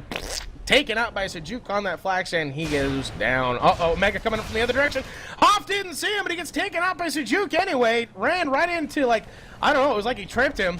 But that super heavy coming into play and knocking him down. I don't see... Oh, here comes Athelian. Imp cap down the hill. Flag is completely clear. No one sees him. Full health 1,000. And that flag stand was completely clear. And he is gone into the races. Lots of chain of fire. Still at 1,000. There's a couple of shots land. 802. Down. Here comes Athelian. Can he get this cap? 5, 6-2. Boom. There's a first cap to Pelican. 1-0. Pelican on the board first. Yeah, I really like that play actually. Joe coming in with the cap and, he ran straight into the really good defensive Stepatronic down the rest of them. But, there's the hidden something at the bottom of the popcorn box that they weren't expecting. And, Omega actually missing his route. And, yeah, like Athelian doing that back to front with the Infiltrator. Perfect timing with it. His cap is screwed up. He was there to do any offense clearing beforehand, but perfect timing. And I think they deserved that cap. They didn't need to cluster in the end. Nope. Looks like Nuber, playing an infiltrator for nMz, is waiting for Little to come up to the top of the base to try to bring him down, but Little is playing on top of the flag stand base right now. As Bendis coming in, he's actually in a brute. He's going to be doing a brute cap coming down the hill now. And plenty of clear from Allen, but I think Jamie McComb does see him. Nope, pops him up and over 2-1-2-5. That's a lot of health. Here comes a brute. He's in a fatty. Coming through, a little bit of rock route. Joe picking it up for Pelican over on the other side, trying to toss down some fractals and whatnot. Joe gets drilled. I believe he got conked. Nordsmark trying to come in for that return. He gets it. So the Fetty cap is no dice. The flag out in midfield. Black picks it up for Pelican. Nuber is the only one there. He's able to put it off, but Little gets the kill on him. Here comes Jamie McComb for Pelican. Picks it up. Here comes Ref trying to get a conk, but he goes down, gets a conk, but killed himself. Jamie McComb goes down. Incoming! Whoa! Allen swoops in for that return.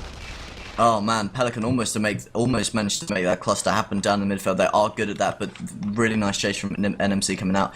And nMz, man, they're conks. They have so quite a few players on their team who are just so solid with them concussion, or what they actually call impact nitrons. That's what they are. And the solid chase. They kept throwing something. Eventually, something's going to stick, and they got a nice return on that. So well done to them. Still 1-0 in favour of Pelican with 21 minutes and 35 seconds left on this map.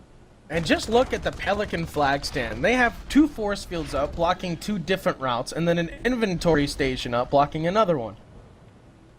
Yeah, that's a lot some of D serious right there. defense. That's some serious clear. Here comes Bendis trying to launch some mortars down from midfield, but here comes nobody to try to clear that pup, to get them out of there. Plenty of spam on that flag.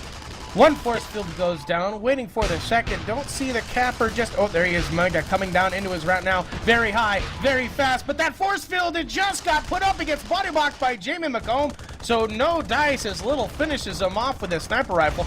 Watching Athelian, and here comes Joe. Joe, flag stand, it is not clear. Oh, he gets body blocked by Stepatronic. He's going to try to toss it off. Here comes Athelian in that infiltrator. Let's see if he can pick it up. No, he's going to overshoot it by just a hair. And Deez is going to go ahead and return that thing. And Athelian is now stuck between a rock and a hard place, between 2 base turrets and about 3 chainers. And he goes down. So I don't know if we can get... I don't know if we can get a nice close-up camera zoom of the box on this nMz flag stand just sitting towards the midfield. This little box, that was what completely screwed up Athelian there. He was perfectly en route to pick that up, keep it going, but that was just that positioning there. Man, that really screwed him up there. But once again, I like that play. They had Joe as the initial capper and then some insurance in Athelian, and they, you know, almost made it happen. But once again, running into this monstrous defense of nMz, and Joe's doing it again, coming in for the root. Deez is doing some Falcon damage, and I can't see him getting out of this one.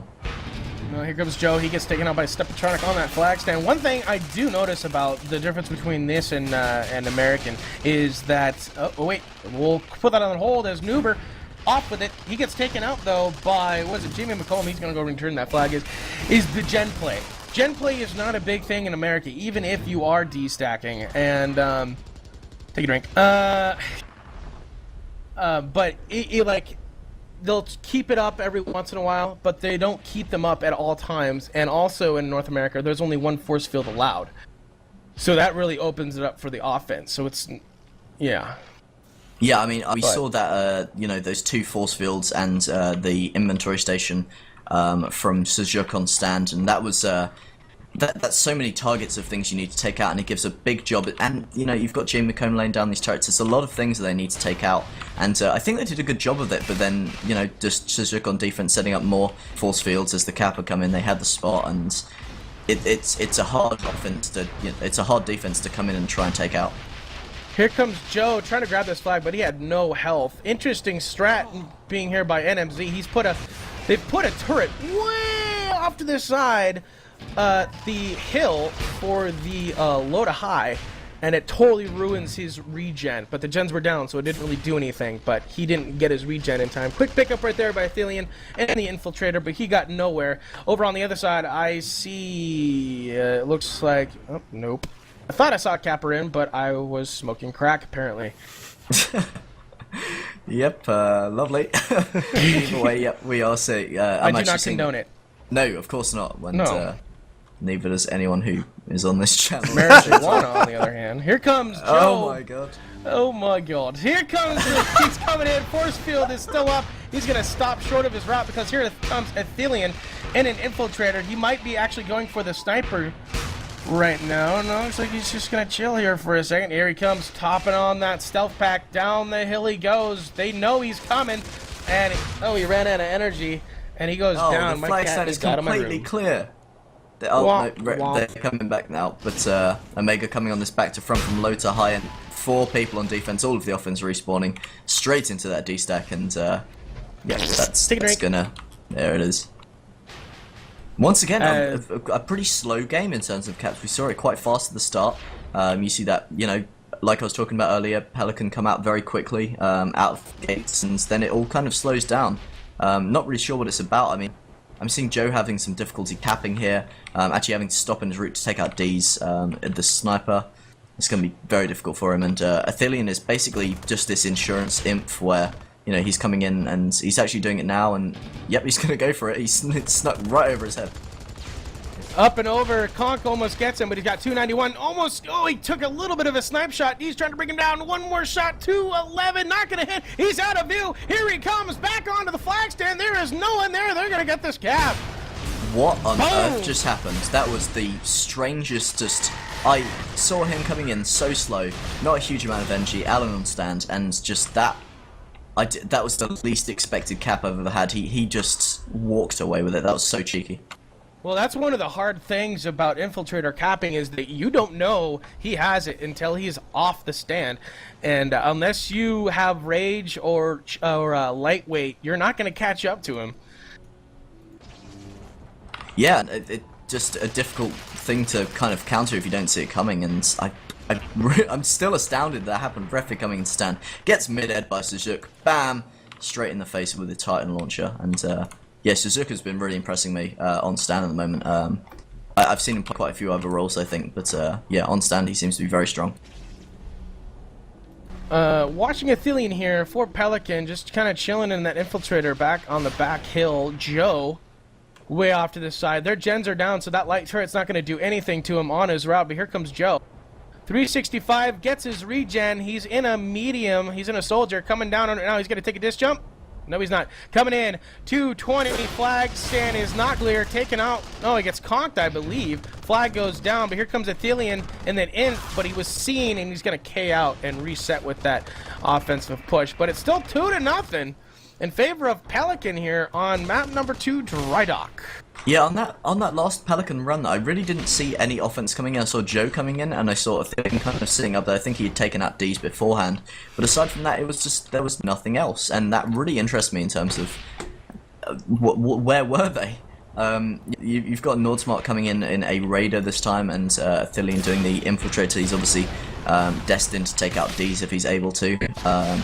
I think their timing has been just a little bit shaky, and I can say something similar for Nimble Minds, in all honesty.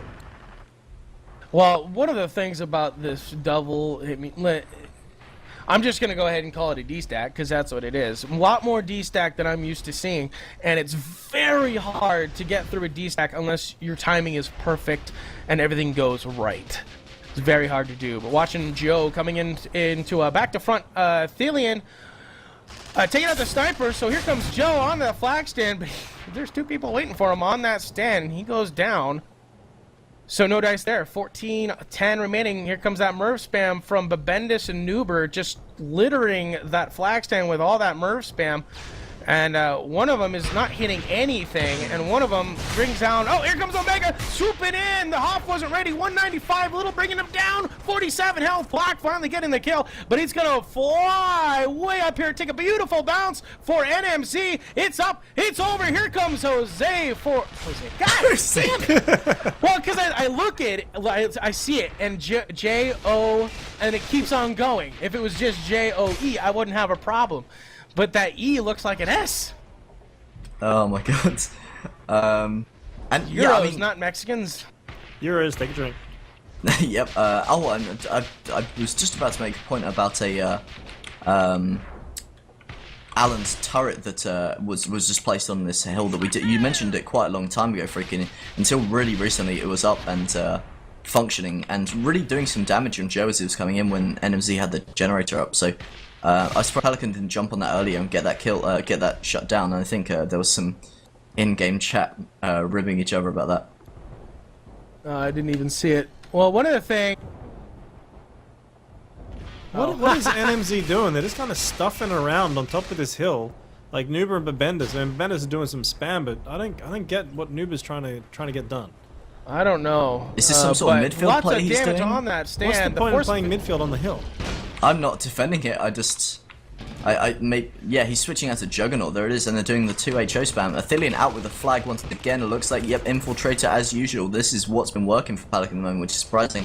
They don't have the midfield presence much. Black coming in now. There's a nice pass to Jamie McComb, who's going to pick that up as the technician. Esports pass. Lovely Nitro on there coming in from Alan. That's quite a long way away. It wasn't even him. Who was that? I didn't even know who that was. Who caught it? No, who got the Nitro? Maybe it was Babendis, but either way, it's being punted back to stand, and that HO spam still coming in, but it's not going to do a huge amount of damage. It's a little bit too late to coming in. The spam coming in. Omega coming in, doesn't get the E-grab. 3-0 with 12 minutes left on the clock. And Pelican is starting to make it look a little bit more convincing. There's the chain grab from Joe. 2 health. He goes down. It was a valiant attempt, but that defense was ready for it.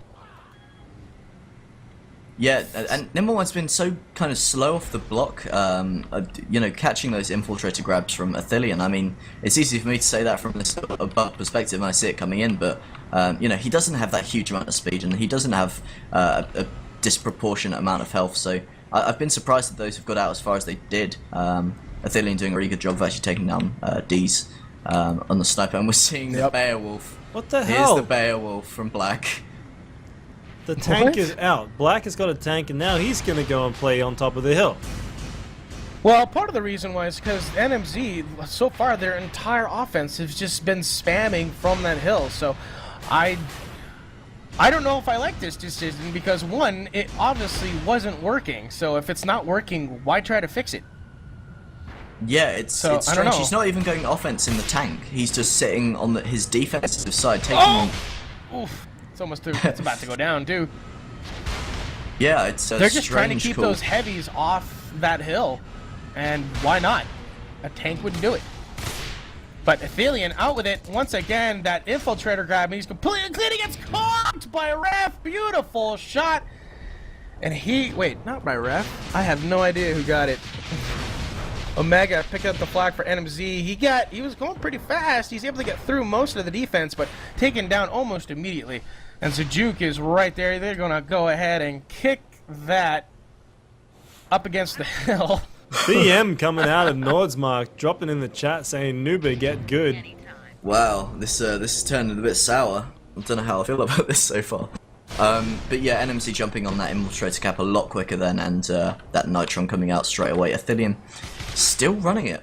And Joe setting up on his route. Joe's been very unsuccessful this night in terms of getting flags out, I think. I don't know what it's been for him. I think it's been a mixture of this where he's screwing up his route and having a lack of offense to really back him up. nMz breaking out that strike, trying to put a little more pressure on that flag stand. The force fields are down. He's still in good shape though. Here comes Omega from the back, but he has already been seen getting sniped and chained down before he even gets to the flag stand. Little gonna go ahead and finish him off, so no dice there. Oh my goodness! Strike goes down, the tank is there.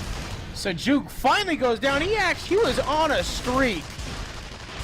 Zajuk with 9 kills. That might have been his first death. I'm not entirely sure. Oh my god. I don't know what Black is doing. This is really strange. I've seen Beowulfs come out before, but this It's is usually just a BM at the end of the game because they're so far ahead. But I mean, Pelican, whilst they're in the lead, there are still I only don't 3 think it's a caps in BM the tank. lead. I really don't think it is. But obviously we've seen that before. But I don't think I think he's genuinely trying to use it as a role, but he's not doing that much damage. Maybe he's providing a bit of distraction, but aside from that. Well, he is shutting down the offense. He's taken out at least one member each time, and now he's got 2 heavies to run into. Here comes the entire offense.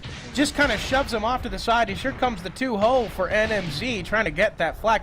Here comes Athelian once again, that infiltrator grab, and he's off to the races. Incoming conk, not going to hit him. 262 getting sniped, getting chained. There's the conk from Babendis. Flag goes down, and it's going to be returned. Nuber picking it up. Nuber goes down. Flag is out. Nordsmark is going to be there for that return there.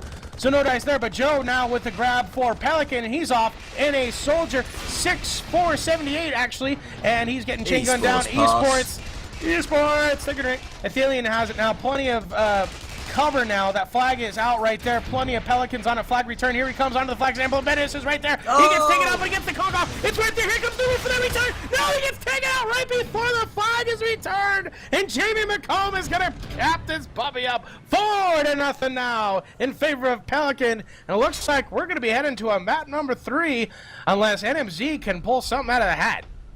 Absolutely, and this is actually, while you were kind of sticking with the midfield stuff going on, we did have a grab out from nMz, and it was shut down by Black in the tank in the midfield. So I take back everything I ever said. It was a really good shot, and he shut him down. So either way, yeah, nMz really have to start making things happen.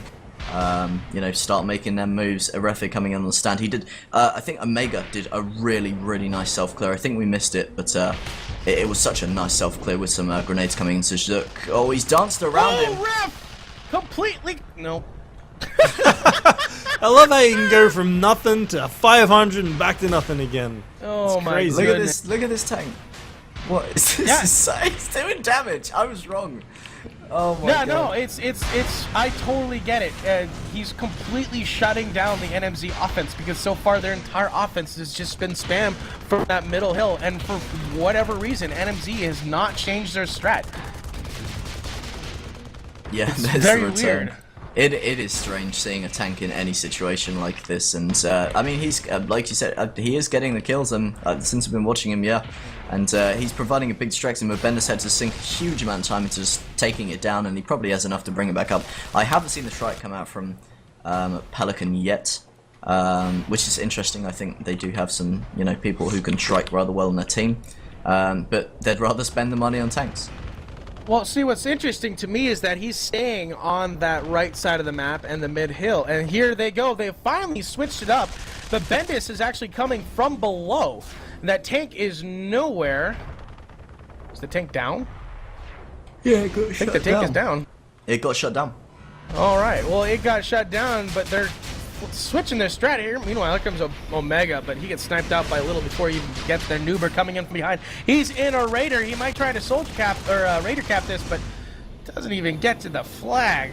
My goodness. Now we have a Shrike up. Jamie McComb in that Shrike, doing his duty.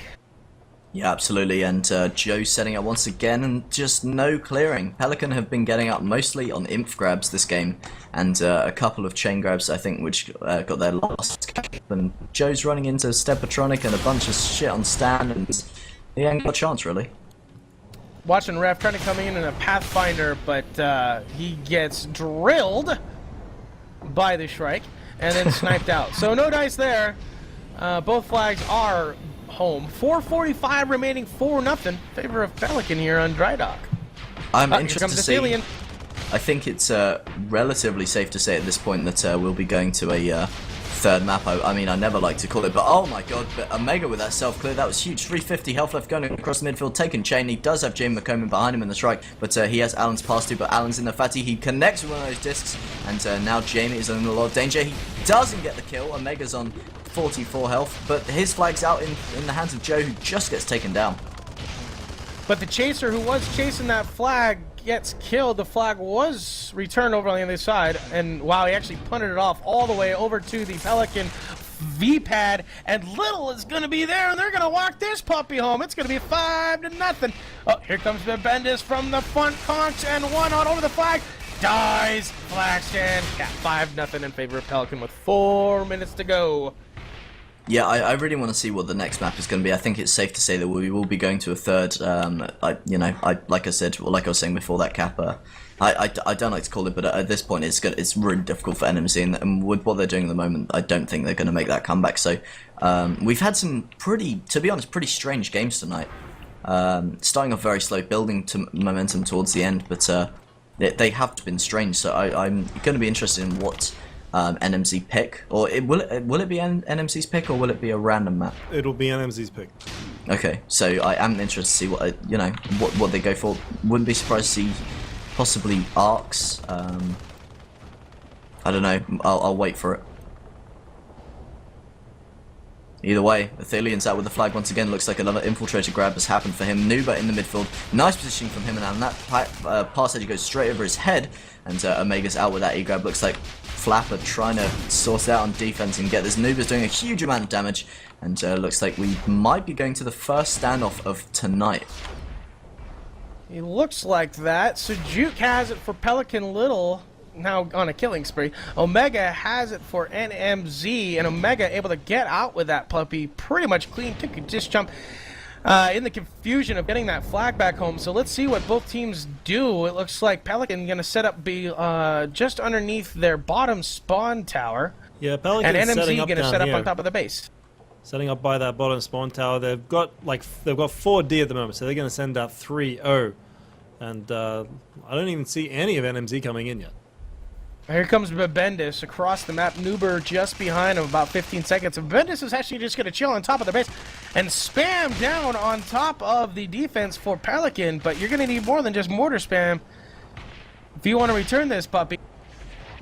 As Ref dropping that flag, I think he got conked. Flag is out, but it's going to be picked right back up by Ref. So no dice there. It looks like over here, Sujuk still has it for Pelican. Sorry. Here comes Omega. Almost gets a conk off, but he's all alone. So no dice there. He's just going to fly right past the rest of the defense. This is a really interesting standoff, and I think both teams are suffering from the same thing of lack of commitment on offense, of sending enough players forward. We're seeing just them move out now. We do have 3 on defense from nMz, and now there's a bit more coming in from Pelican. Oh, he's low. Someone got the kill, but Ref gonna pick that puppy up. Here comes Nordsmark. It's only him now. Stepatronic stopping up right there. Come on, get him, Nordsmark. Missing all of his chain. He's going to toss it off the D's. Misses the esports Dangerous. pass. Nordsmark had going for it. Merv shots on the flag, but Stepatronic go ahead and pick that puppy up. So almost a return right there for Pelican, but no dice. Juke still has it. Incoming. All three of them right there. All sorts of craziness on this flag stand here. Sejuk, esports tossed a little picks it up, trying to get away, but Bendis right there trying to bring him down. He tosses it up to the ceiling. Another esports pass. Oh, Jesus. Oh my god, that is just. I mean, nMz did folks. a really nice push then, but you know, this is part of Pelican's positioning. They're right next to their spawn location, or you know, one of the two main ones. Yeah, it's brilliant. It's And the perfect spot. Instant refilling of the defense and offense players coming back from just dying. The only trade-off obviously is the fact that you have a bit of a trek back to your flag stand, but it's so worth it in terms of being able to get rid of an offense like that. nMz. 5 seconds left. Jimmy Oh, McCullough might have a actually return on dropped the nMz. flat. Oh, it's close. There it is. So no dice there. Pelican takes map number 2, 5-0, and we're gonna move on to map number 3. Yes, so this one certainly will. So map pick will come from nMz, and I imagine they'll have a little bit of a talk about it. Not rain dance, not rain dance. It's I have no preferences aside from that. Or blue shift. No blue shift. Yes, blue shift could be a bit funny. I'm not sure if it's in the map pool for this tournament. Okay. Don't know. It wouldn't surprise me though, but I'd be very surprised to see it. Yes, definitely. But yeah, I mean, nMz there, they kind of, I feel, made the same mistake the Pelican made on Crossfire. They just relied too much on their heavy offensive spam, and that just wasn't getting the job done. You know, their cappers couldn't get out.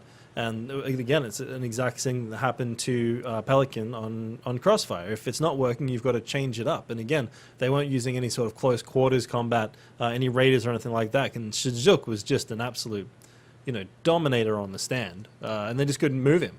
And on the other side, you know, Pelican was struggling a little bit with their offensive clear as well. I'm pretty sure almost all of the caps came from an Athelian infiltrator grab, which just kind of took nMz by surprise rather than any particularly well orchestrated offense.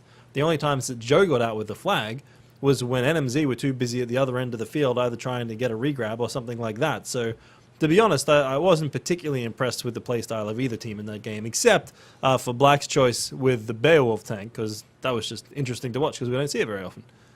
Yeah, and it did work. was definitely interesting. And I just think this night both teams have been really suffering on that offense. I don't know what it's been, but it's been kind of hard to watch in places of just like, you know, that here's a lonely capper coming into a flag stand that's going to be completely full. He doesn't have a chance in hell, and I'd like to see a bigger offense push. It looks like it's not going to be arcs. We Not just sure what they we're picked changing it to. Katabatic.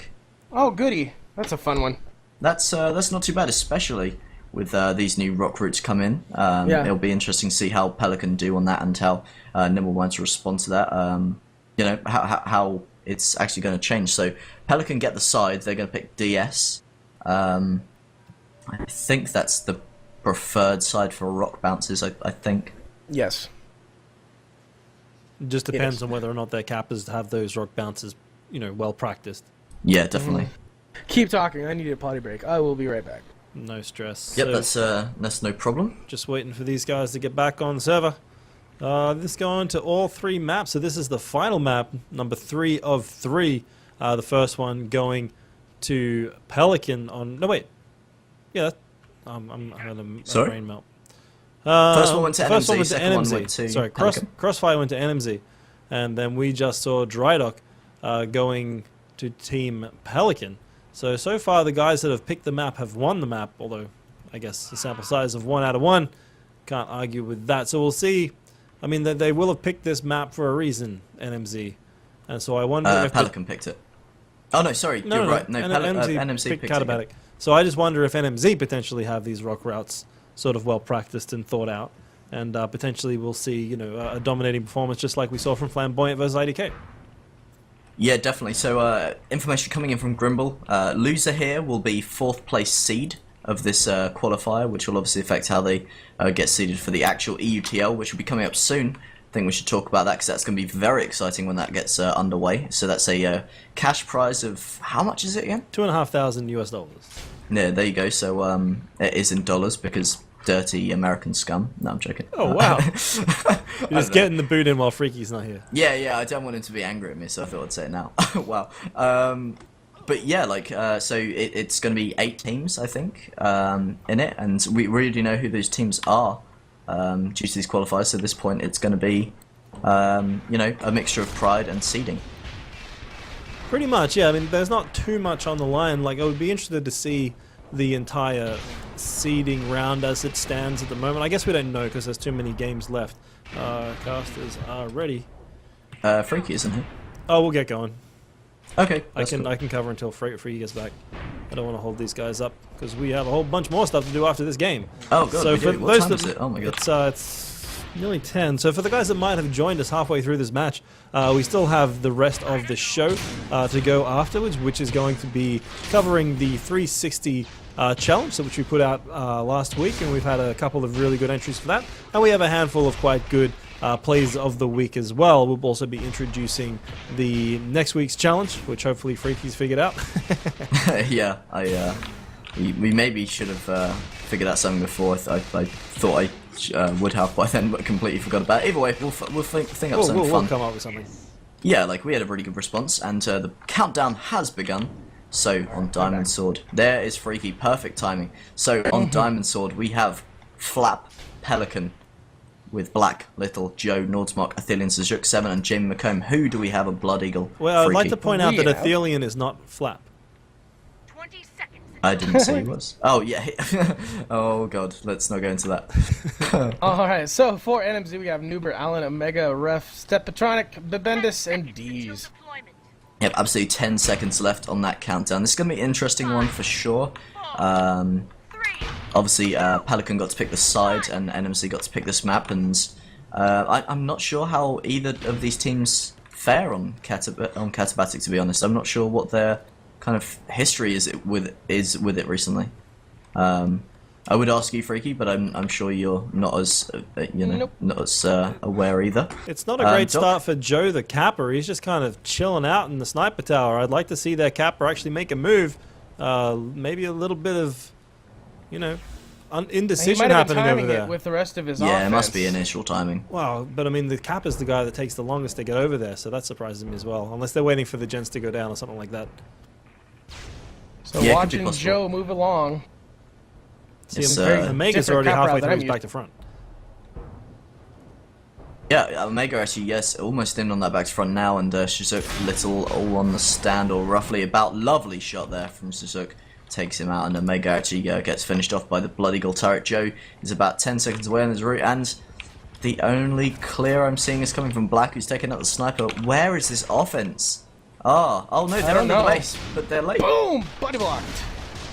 They were hiding under the base, right and they just didn't get out in time, so they're gonna llama this. This has got to be cluster Or time. not. Come on, guys, pick it up. No, they're not They're gonna go back inside the base like little gophers. Turtle up. Oh man! So We're in for another 25-minute match. Yeah, one thing I noticed already is that the Blood Eagle gens are down, and there are no force fields. There's nothing. Finally, Sujuk placing a force field on his flag stand for Pelican. And here comes Bendis and Allen on the clear. I don't see a Capper, but there's a Mega coming in for right now. Very odd route, kind of skiing along. Gonna run right into Little, snipes him.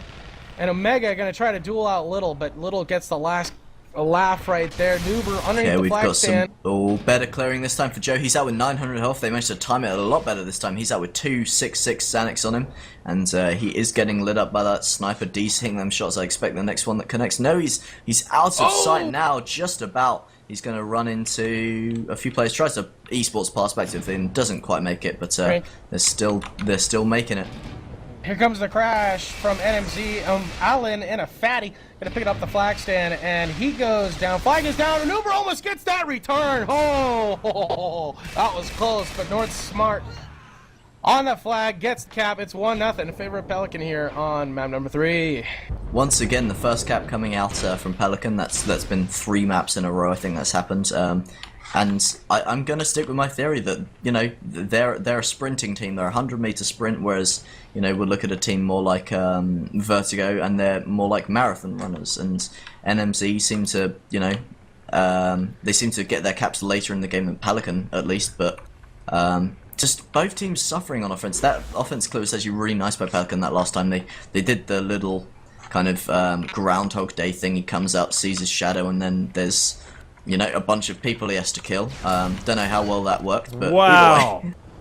So basically, Joe was just on his run, and the sniper, I believe is D's, for nMz, has put claymores on the exact same route that Joe, and he just ran into about 2 or 3 of them and just died. That was incredible claymore placement there by nMz.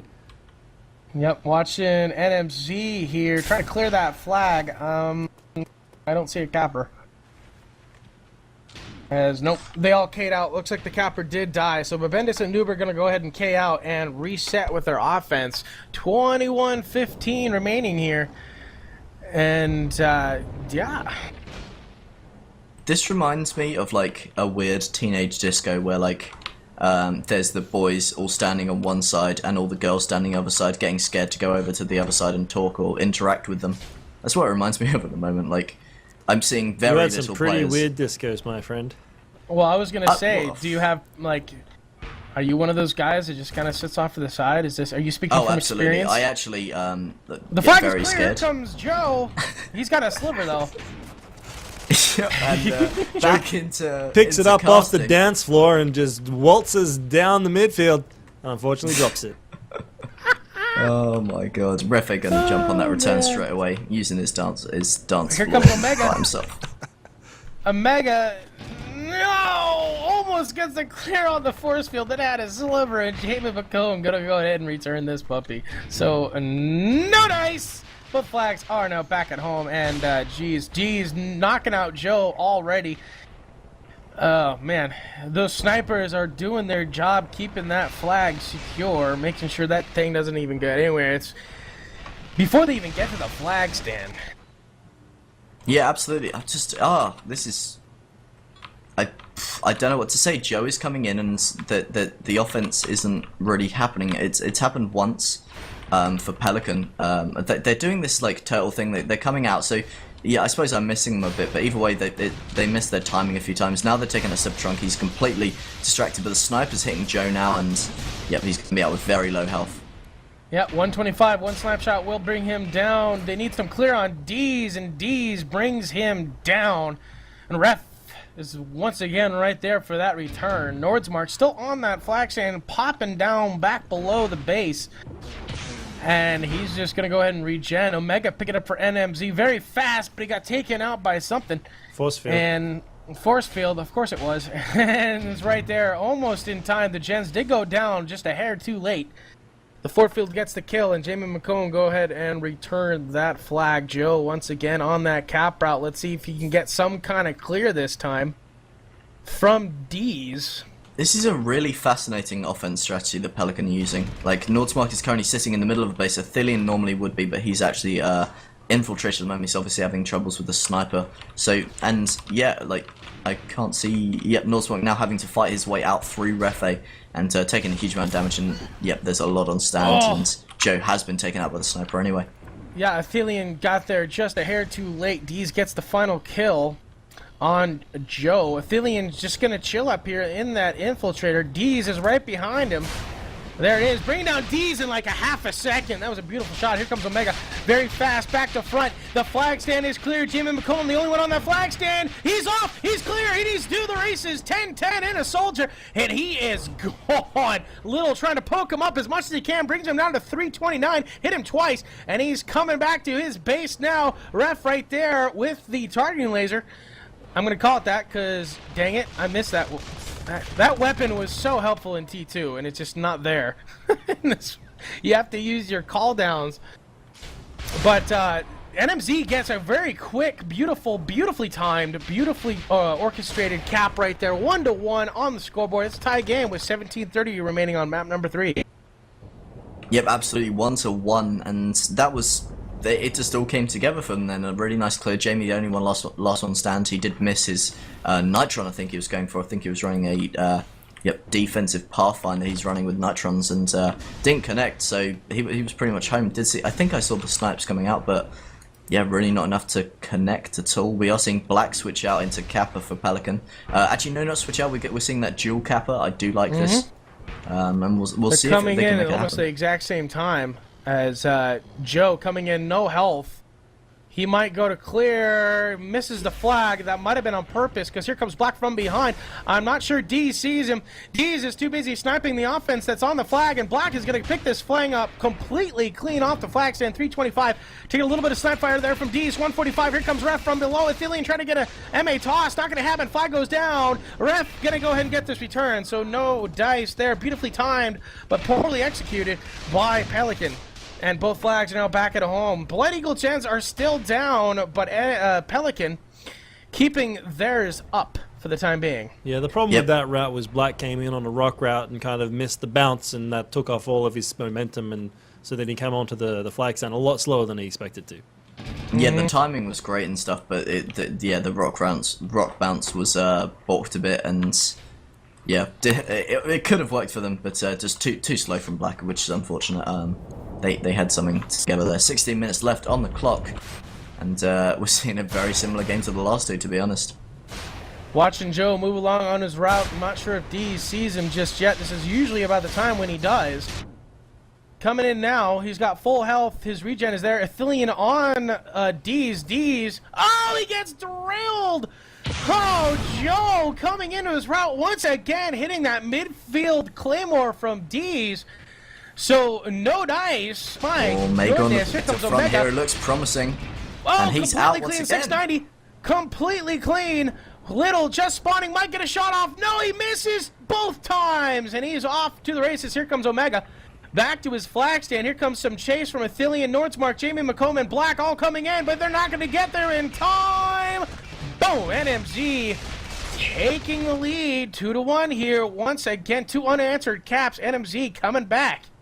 Yep, Joe coming in this route. I don't think he's been spotted by Stepactronic. He might do a bit of clearing here. 900 health and he's out. The sniper is going to be huge from Athelian is there, but he can't really support him, and there's a huge amount of chain fire. He goes for the punt at the right time, but unfortunately there's no one to support him, and think maybe Athelian can Mega come forward might and pick get us there up. before Athelian. Let's see, it's going to be a mad dash. It's right there on the rack. Omega Oh. gets the return. That could have been So no dash there dangerous. for Pelican. That was very dangerous. Yeah, you had Jamie McComb and Black both coming out and supporting their Kappa, trying to cluster that back, and they are good at the cluster. It's just Omega jumped on that return pretty fast. So watching the Pelican side of things here, Nuber and Allen just sitting off to the sides. Looks like Nuber might be going for Little, just trying to time it here. He's on a Raider. Yeah, I'm seeing a pretty strong defensive still on Pelican. They do have the gens up now, and there's that force field actually going down. Not sure exactly what took it up, but he's going to set that up straight away. Anyway, and yeah, I've been Nimbleminds have managed to kind of put the last two caps together quite well. That back to front has looked really strong, and if they can keep doing that, then that's going to prove a big problem for Pelican. He is comes setting Black. up a slightly different route. Oh, he misses the flag. He had a beautiful rock route going, but he misses the flag. And here comes Joe, who also messed his route. He gets drilled in the face by a ref with a bolt. Oh, what just What was that? Nimbleminds? What happened there? Nuba picks up the flag for some reason off the stand just as Omega was coming in on his route, and I would love to hear the Nimble Minds mumble right now. Yeah, that was. I'm not sure I would. That was a bit of a. Cocker. Yeah, it was. They had a really nice chance. I thought he was going to pick it up and throw it to him so he could stay away from the stand and the splash damage or something, but that was not what he wanted. Either way, Joe setting up on his route once again. Pelican still struggling on that offense as far as I can see. I have been watching other parts, so maybe I'm wrong and I'm being overly harsh on that, but I don't know. I haven't seen the offense. They are doing this nice dual capping route, which is really cool. I do like that. It counters the sniper slightly. D says taking out Joe though, but he hasn't got any shots off on Black. He might be able to do some of his own clearing. The force How bad the luck Jets was come up that? just as he gets there, and one of the force fields finishes the job. Oh, that sucked. That was really Nothing bad. worse than coming in for a copper, seeing a completely open stand, and the force field popping up in your face. Oh, that's unfortunate. Omega here for nMz doing a very fast. He's going to be doing a back to front here in a soldier. Not sure Little sees him yet. He has his regen coming down, but that flag is not clear at all. Oh, he screws it up just a little bit coming into it now. That forces him to go down. He gets completely clean. No one saw him come in. He's off to the races. Here comes Ref in that Shrike. Oh, my goodness.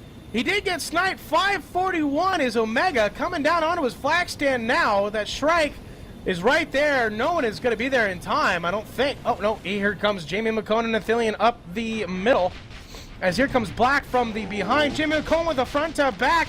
The Shrike trying to take him down. Boom, there's a run over. Flag goes down. Both flags are down right next to each other. The flag is out right there. And nMz trying to get this return. Someone needs to jump on that return. No one's there. No one's there. Omega moving for the return. I don't see anybody from Pelican who's going to get there in time. There's Joe. Joe's right there. Flag is right there. Flag is out. It's going to hop up and over the flag stand. Nuber right there. Nuber has it. Nuber gonna try to toss off. It goes back over the flag stand once again. Dees is gonna pick it up. Here comes Nordsmark. Trying to get a conk off. Not gonna happen. Dees flag stand return. Cap. Oh, that was really close to the end. Joe almost bounced straight into his hands. Oh man. Yeah. Benny Hill music on that one. Oh my god.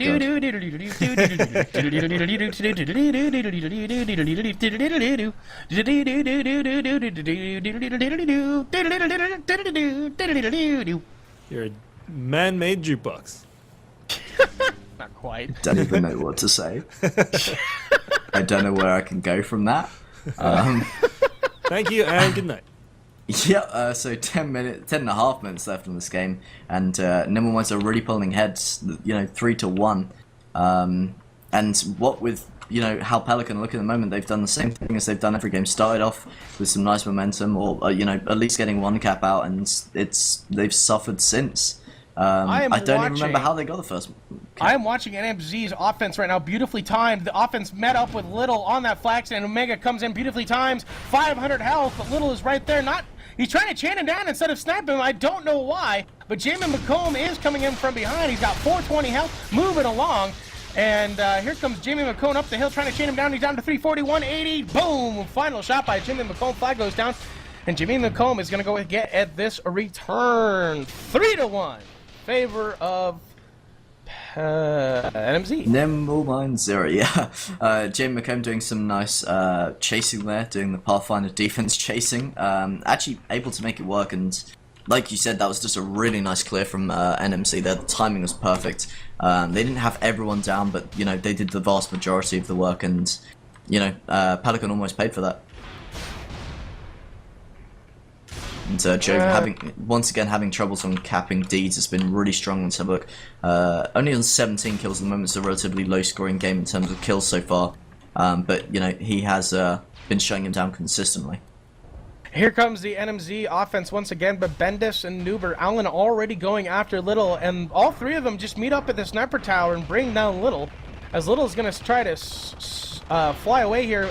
And he's able to see Omega coming down into us right now, but here comes that disc jump. The flag is clear. Boom! He's through 768, and we got a grab on the other side by Black, but Omega is off into the races. Got a lock over here on Black. He is completely clean as well in a Pathfinder 660. And back to his base already. Meanwhile, it's over here, and we got Joe coming in, Omega and Ref right there. Joe is going to go down, though. And Ref has it now, taking some sniper fire, it looks like.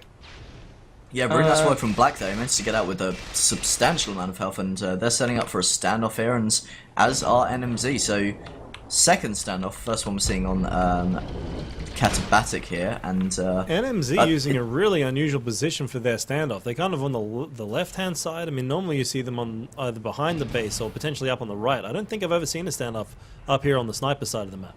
Yeah, I'm not a huge fan of it, to be honest. That's another spawn spot up there. I'm not a huge fan of it just because, I mean, you do have the really big vision, but if a flag is dropped on that, the bounce is going to be just so horrendous. Unpredictable. Yeah, it's going to be really horrendous on that. Athelian coming up. I'm not sure if anybody sees him. They got 4 on D. Nordsmark coming in from the front. They're all looking at him. Here comes Athelian from behind. Trying to chain him down. He's down to a sliver. Stupatronic has a sliver. Here comes Joe trying to get the final kill on him. Instead of chaining him, he goes for the MA conk. and no dice. Meanwhile, on the other side, it's Pelican has it here, and all three offense for nMz is there. Jamie McComb has it high up in the air. Jamie McComb goes down. Taken out by Allen. Flag is out, and Babendis going to land on it. No, misses it. Discs it out of the way. And Babendis is still there trying to bring down Sajuk, but Babendis is going to get just chain gunned down there, and he goes down. So reset and try it again. Yep, absolutely, and I mean, really, Pelican have to end this as soon as they can. They're down 2 in score, and they're gonna have to get a cap and a grab to force into an overtime and buy themselves some more general time to get the caps out. I don't really know what that sentence was, but either way, it's getting crazy, and it's coming down to the line for them, honestly. nMz is running an infiltrator, and a little changing out from that sniper spec into a raider with that jammer pack. Oh, there's Allen. Allen coming in for infiltrator. I'm not sure they see him, and I don't think they know he's there. Yeah, he's doing the sneaky coming up. Will he go for the melee? He's run out of energy, and using the knives actually did a huge amount of damage, and he's forced the drop, but I don't think he's going to get the pickup. Omega right there, but no dice. Little had a sliver. He's going to drop it off, and Sajuk picks it up. So, once again, a reset there, and back over on the other side. Tease is now on a killing spree. And no dice there. Pelican's going to have to pull something out of their butts. 5:45 remaining here on map number 3. 3-1, favor of nMz.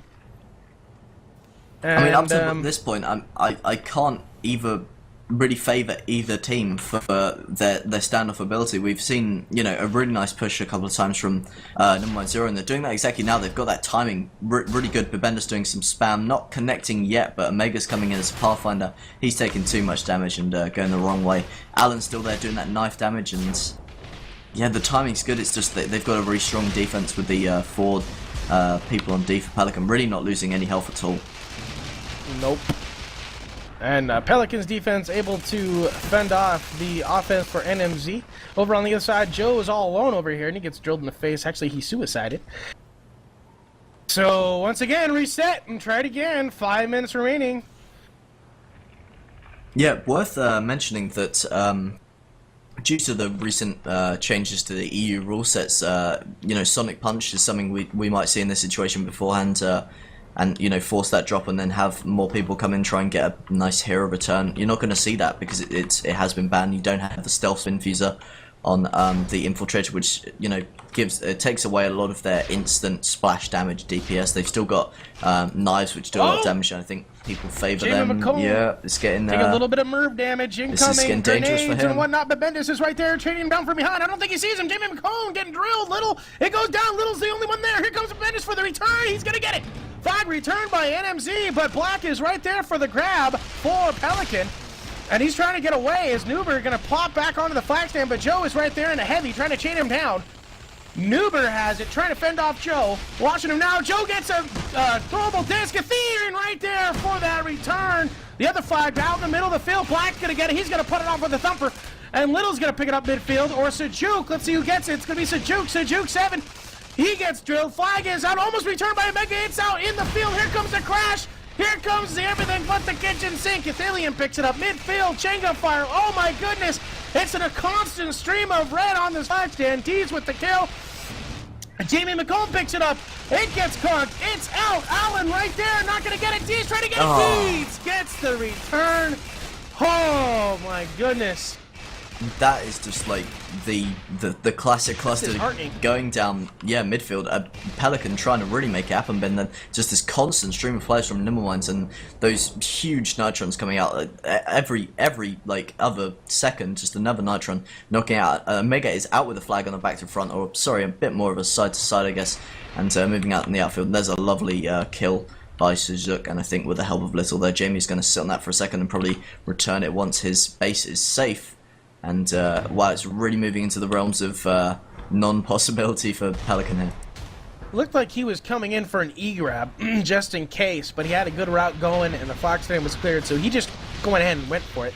Unfortunately, he lost most of his route on the backside. It didn't look like a route that he has practiced much, and the LD caught up to him and got that return. So watching Babendis now.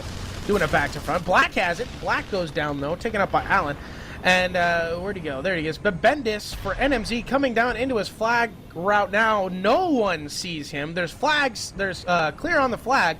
And they all died. Here he comes trying to self-clear, but Sejuk is right there. He gets out 790. What just happened? Little is right there trying to bring him down with a sniper fire. Gets one shot. X1 fire on him. He's able to put it off midfield, and it's decent bounce, but it's going to stop right at the lip of this hill. Nuba right there. He gets punted in the butt. And, oh, the Shrike hits the flag, but Jamie McComb's going to go ahead and get this return. 1 minute, 50 seconds. And they got to get a cap and a grab in 1:45 to force this thing to OT. Yep, absolutely. Refe trying to do some flag control in the middle with that Shrike, and he's looking to go very offensively now. He wants to get some more caps up for his team, maybe, or maybe just dominate the midfield. You do have a Mega setting up that very fast back front, but the clearing is a little bit lackluster. Athelian taking out his own Shrike as well. The clearing's happening. Sejuk's the only one on stand. He could come through, bit of self-clearing, but hits the inventory station. Oh, thought I was going to see a Shrike grab there, but changed his mind because he was going front to back. Really not worth it. Is he still going to go for it? Still doing some clearing, putting the DPS on there. And Athelian moving out. Looks like Athelian's going to go for a Shrike grab himself. He's staying low. Joe on the back to front. And he's taking a huge amount of damage, so I think it'll be on Athelian unless Joe can keep that 20 health. No, he does get taken by Undy's. Athelian's on the back front. He can time this, but I think they know he's there. Jamie trying to go for the midfield grab, but ref in that Shrike saying, nuh-uh, that is my flag.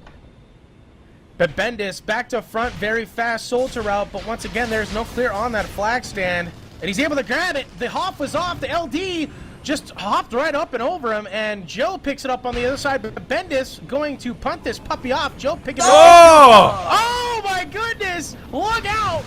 Friggin' chicken with Shrikes going on, and both flags are going to be back at home. Both gens are back up now. Force field's on the nMz flag stand. It looks like Athelian trying to clear that flag stand a little bit. Good games going out. 15 seconds remaining, and nMz is going to take this puppy in 3.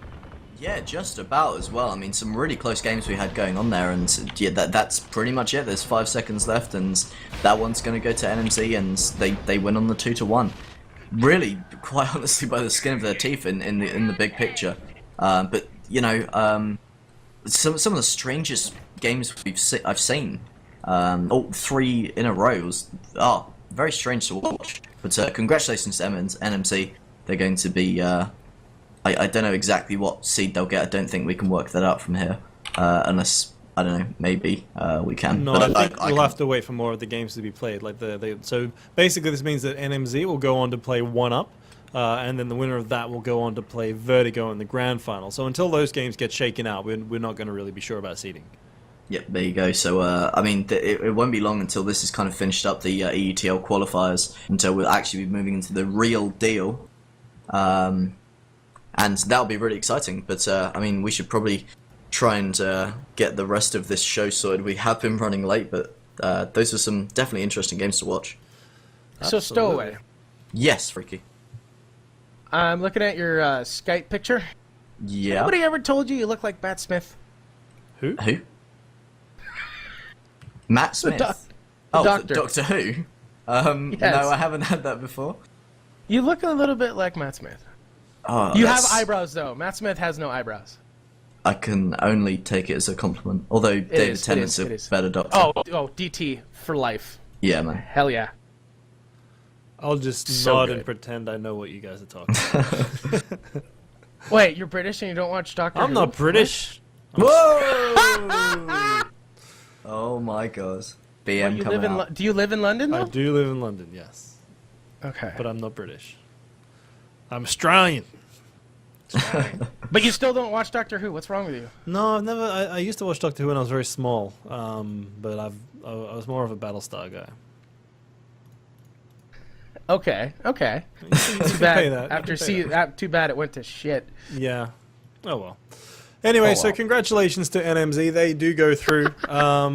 Yeah, best of 3, and it went to all 3. And yeah, just like you said, Sto, really unusual games. You know, a lot of strategies that, on one hand, didn't seem to make a lot of sense, but on the other hand, maybe they just don't. You know, because at this point it doesn't matter so much. Maybe they're just sort of sitting onto their their real strats. I don't really know, but that was definitely an interesting game, and we haven't seen that kind of slow pace for quite a while. And the funny thing is that the new European rule set is supposed to keep the games faster and more flag play, more action, and unfortunately that we didn't really see that tonight. Yeah, no, we really didn't. I was surprised that even the first game went to that. But then it was Crossfire. But then the next two maps are more kind of classic, I guess you'd call them, and same deal. I will Interesting say stuff. though, if anyone was actually carefully following the drinking game rules, they're probably dead on the floor by now. Yeah, freaky throwing out them. God, what was it? I've forgotten what the phrase was for you. I've completely Drilled. Drilled. Drilled. D-stacks Yeah. was What- mentioned a lot. Going What's to the funny races is- as well should have been one. Yeah, well, yeah, no, I have someone, I don't remember who, made an actual drinking game when you were listening to me cast, and there was like 4 different rules, and we tried it one night, and I spilled beer all over my keyboard, and it was a good night, but Speaking of that, I mean, I think Beer Mania is this weekend. Sorry, if I'm what? alive by this weekend, Beer Mania, is that Drunken on? Legends Oh, Beer cool. Mania. Yeah, Oh, another yeah. one this weekend. I'm going to try and get involved in that. That was a bunch of oh fun. yeah. And if my boy Haxus is still listening, me and him get drunk and play Portal 2 a lot. It's for good times, let me tell you. I can imagine. I can imagine that's pretty funny. All right, so let's move into the 360 challenge. We were given a bunch of good plays in this challenge. Why don't you take us through them? Yeah, I haven't labelled them. I know the first one is going to be from Googly, and I think this is one of the first that got submitted, if I remember. Yep, so I'll put on the sound for you guys. There's a decent amount of stream lag here because we're going through Grimble's production. So Freaky and Stowe, you're not going to get it for a little while, but I'll play it now. Okay.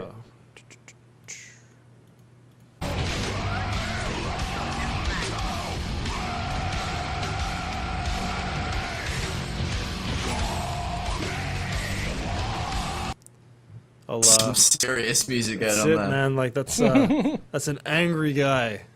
But But, yeah, I oh, think that that was was one of the weird. first ones submitted. But it was I just watched it. it was a That great weird. shot. It's a very Really quick spin as Twitch, well. super But Twitch. the thing is, was that 360? Yes, it was. Was it? Oh Okay. yeah. Oh yeah. Definitely 360. Yeah. Okay, fair enough. Cool. The next one now, this is going to get a little bit complicated for me because some of them I downloaded. Let me just find my drive. We don't need to do it in that order. You need to Oh, pay yeah, we attention will, to the way because Freaky, otherwise- we're going to vote on the winner. Yeah. So remember that one. But no, I will do them in will. order because that way I'll remember which one was what. So Okay, I'm ready so- for the next.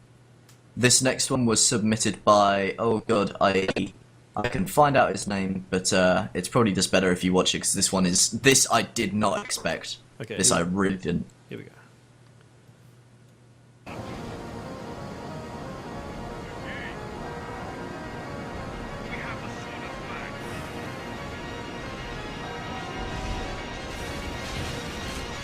Oh wow.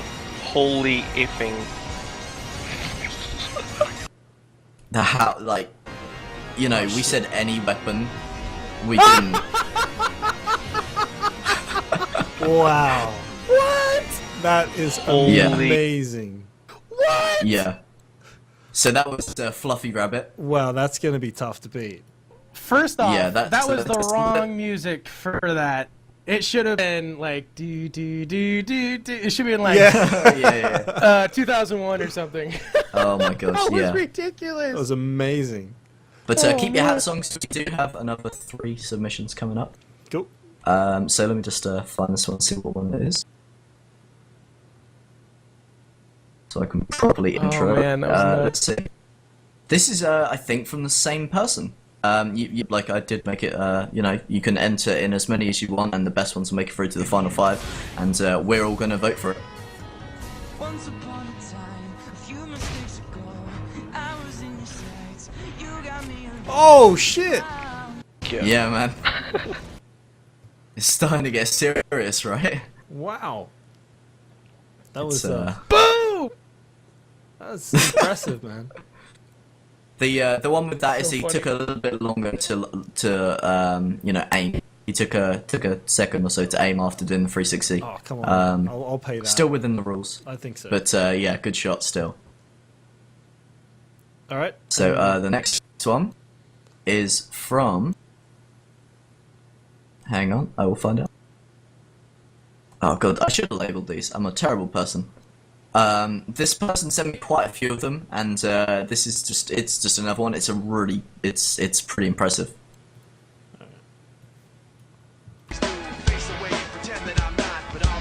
Oh man, breaking out the Linkin Park. Oh!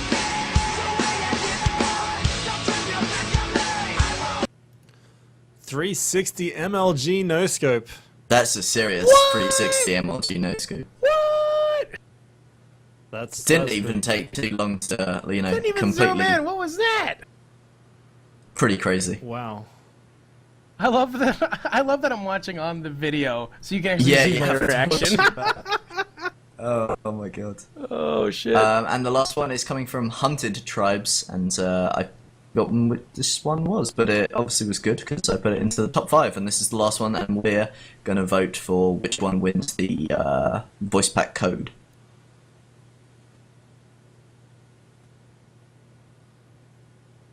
So much 2002. Sure. Oh man, Minecraft I. Holy crap. That is so ugly. How do you people play like this? That was actually an MA. That was a nice shot. So there we go. So that is the set. I think I know who my vote's going to. I know Okay, what my so, vote's going to. Okay, so we'll go for Freaky. Should we start with you, the guest? Oh, it's got to be the bike, man. It's got to be the bike. Yeah, I'll second the bike. That was amazing. Just for sheer novelty. I mean, wow. I mean, he's one at this point anyway, but I've got to, the whole chat is saying biker winner. It's just because it's the hilarity of it. One of the most amazing things about that bike is he set it up. Because he slowed down, so he would land right on that flag stand. If he went any faster, you would have overshot it. He set that puppy up. So I think that was Fluffy Rabbit. So if he is about to contact me, and I'll send him that. But the thing is, it's even more. It's more than just a 360 as well. Let alone being on the bike. He even goes more. It's just amazing. It's like he did the 360 and he was expecting to shoot, and the capper just ran into him. Yeah. Oh man, that's so awesome. good. All right, there we go. So Oh, Fluffy my gosh. Rabbit with a 360 bike kill. That's amazing. Excellent. Okay, so stuff. if someone, I think someone, if you pass it along, get him to contact me, and I'll send him that code. And Freaky, we've kind of put you on the spot here, but have you thought of one for next week, a challenge? I have actually. Oh. Okay. But there's a stipulant. It has to involve 2 people. Can we do that? Okay. Yeah, sure. Yeah. All we right. can do that. Flag passes. Yeah. Oh, Esports, totally. baby. Tell you what, yeah, I if like on that. Catabatic TR2 that pass like with the Shrike jump thing, I actually don't think it went on stream. But for those that didn't see it, because I don't think anyone did, is basically I think it was Pelican had the flag, and Joe was going the wrong way. He was going towards the nMz base, and I think it might have been Jamie McComb coming in on the Shrike, jumped out of the Shrike, the pass went up, and unfortunately they missed it. But that would have been an epic flag. It does. Best But yeah. flag pass submitted. So the rules for it, I'm going to go over Airtime. quick. Airtime. Yes, it's you can submit any flag pass. There's no stipulation on any of that. It's any flag pass. It can be in any. What about an interception? Game type. Does that count? Ooh. Absolutely. Yeah, go on. We'll That's stick that in. absolutely. If some guy swoops in and steals it, the guy who didn't catch the flag loses his spot. So you've got to submit it to behindtheblueplate@gmail.com. And it's got to be like a YouTube upload or a Twitch clip or something like that. Do not send me montages, and preferably don't send me multiple clips in one thing because it's difficult to get the exact one you're looking for. So upload them separately. And yeah, send them to behindtheblueplate@gmail.com. Try and send them before Wednesday as well because I don't have a huge amount of time and all that. But yeah, I think that's it. Yeah, Oh, no, it's got to it's happen all this about week. flag It's got to tossing. happen from now on. From now, TR2 is can't- like my TR2 is like my favorite game type of all time. Yeah.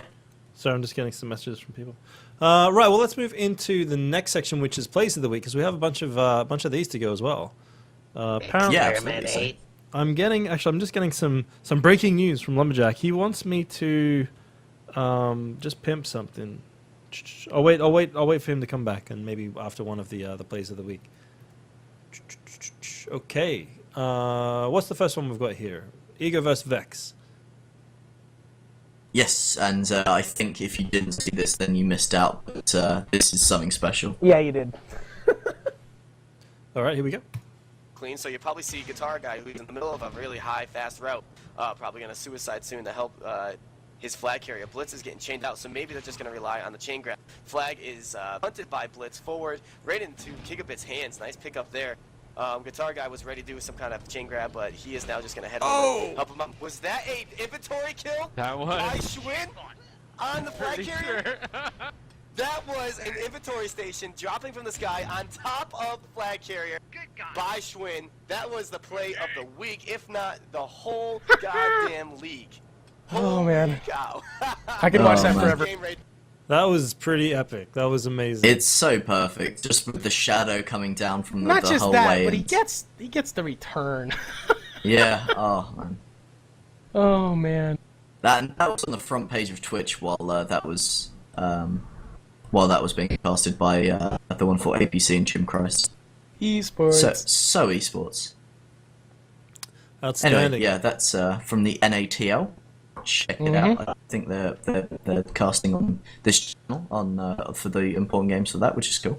So next up we have a Pelican versus Vertigo game. I think this is one that I was casting with Doc Lettuce. Definitely. I mean, that's the only game they played. Yeah, makes sense. Let's go. Because now Mind Eunice games, has the man. flag. Mind games. Clearly, another Nitron comes out. Was that? That was That from was Jamie this time, right? Okay. Buying his team some time. Brain Damage picks it up. There's some snipes coming in from Knudsen doing a lot of damage. Northmark running, and Narc's not going to make it on time. It's pretty much all on Northmark at the moment. I don't think he's going to make it in time. Oh my god. Oh my god, Black coming in at the last second. Brain damage taking just a little bit too much time, and Black has made it all the way back to his base. Oh man. If you're gonna tell me that was skill and not luck, I don't even know. I don't even want you casting with me anymore. Knudsen's gonna pick it up, he's gonna go down, not gonna be returned. There we go. Yeah, that's cutting it as close to the wire as you really can. Now that was an E-grab. That wasn't a grab. I didn't even see him coming. That was amazing. Yes. I saw that one live, and it was really cool. Absolutely. So next up we have Dirty Little Secrets versus Nimble Minds EU. This was me and Griff. Yeah, I'll just... There it is. Of course, for them to see the other two defenders. And I must say, the offense for both... Oh, we've got on the other end, we actually have a return suddenly there. Kabisi and Imma got that one. Hoppy coming in, and like I said, the offense... Oh, wow! Yeah. Merv coming into the flag stand and taking out Chumi, and now we see the crash from DLS coming in. The last minute here, X-Fi does get the return, and indeed, there we go. That was a pretty good shot. Not as good as the Merv we saw on Dry Dock from the IDK game. Yeah, not exactly the same. Not quite to that level, but that is hard to beat. But definitely worth a play of the week. Definitely. So up next is Nimble Minds Zero Life versus Nimble Minds. So this is a bit of a, whether you call it a friendly match or a grudge match. It's a bit of a grudge match. Bit of Nimble Minds infighting. versus Nimble Minds. Yeah, a bit of, I was about to say something a little bit weird, but I'll skip over that. Yeah, and here it is. I think once again this is Doc Matrix. Doc Lettuce casting. Yeah. Bessie Alisti on his way back in now, but Allen's gonna be there. Dual Maneuver's gonna be coming in as well. They're gonna force off the flag. Omega's on his way in. Good clearing coming out there. And Omega able to make a very clean grab. 318 speed. Sniper shots coming out there, but he's going to be back at his flag, ready and waiting. Going to go through there safely. Kabisi going to try and stop it. Actually, Toomey is going to be trying to... Toomey with the return! The Murph from Imod able to get the kill, and Toomey just boosts onto it and gets the return. Great shooting there. It's a bit of a Merv fest tonight with Plays of the Week.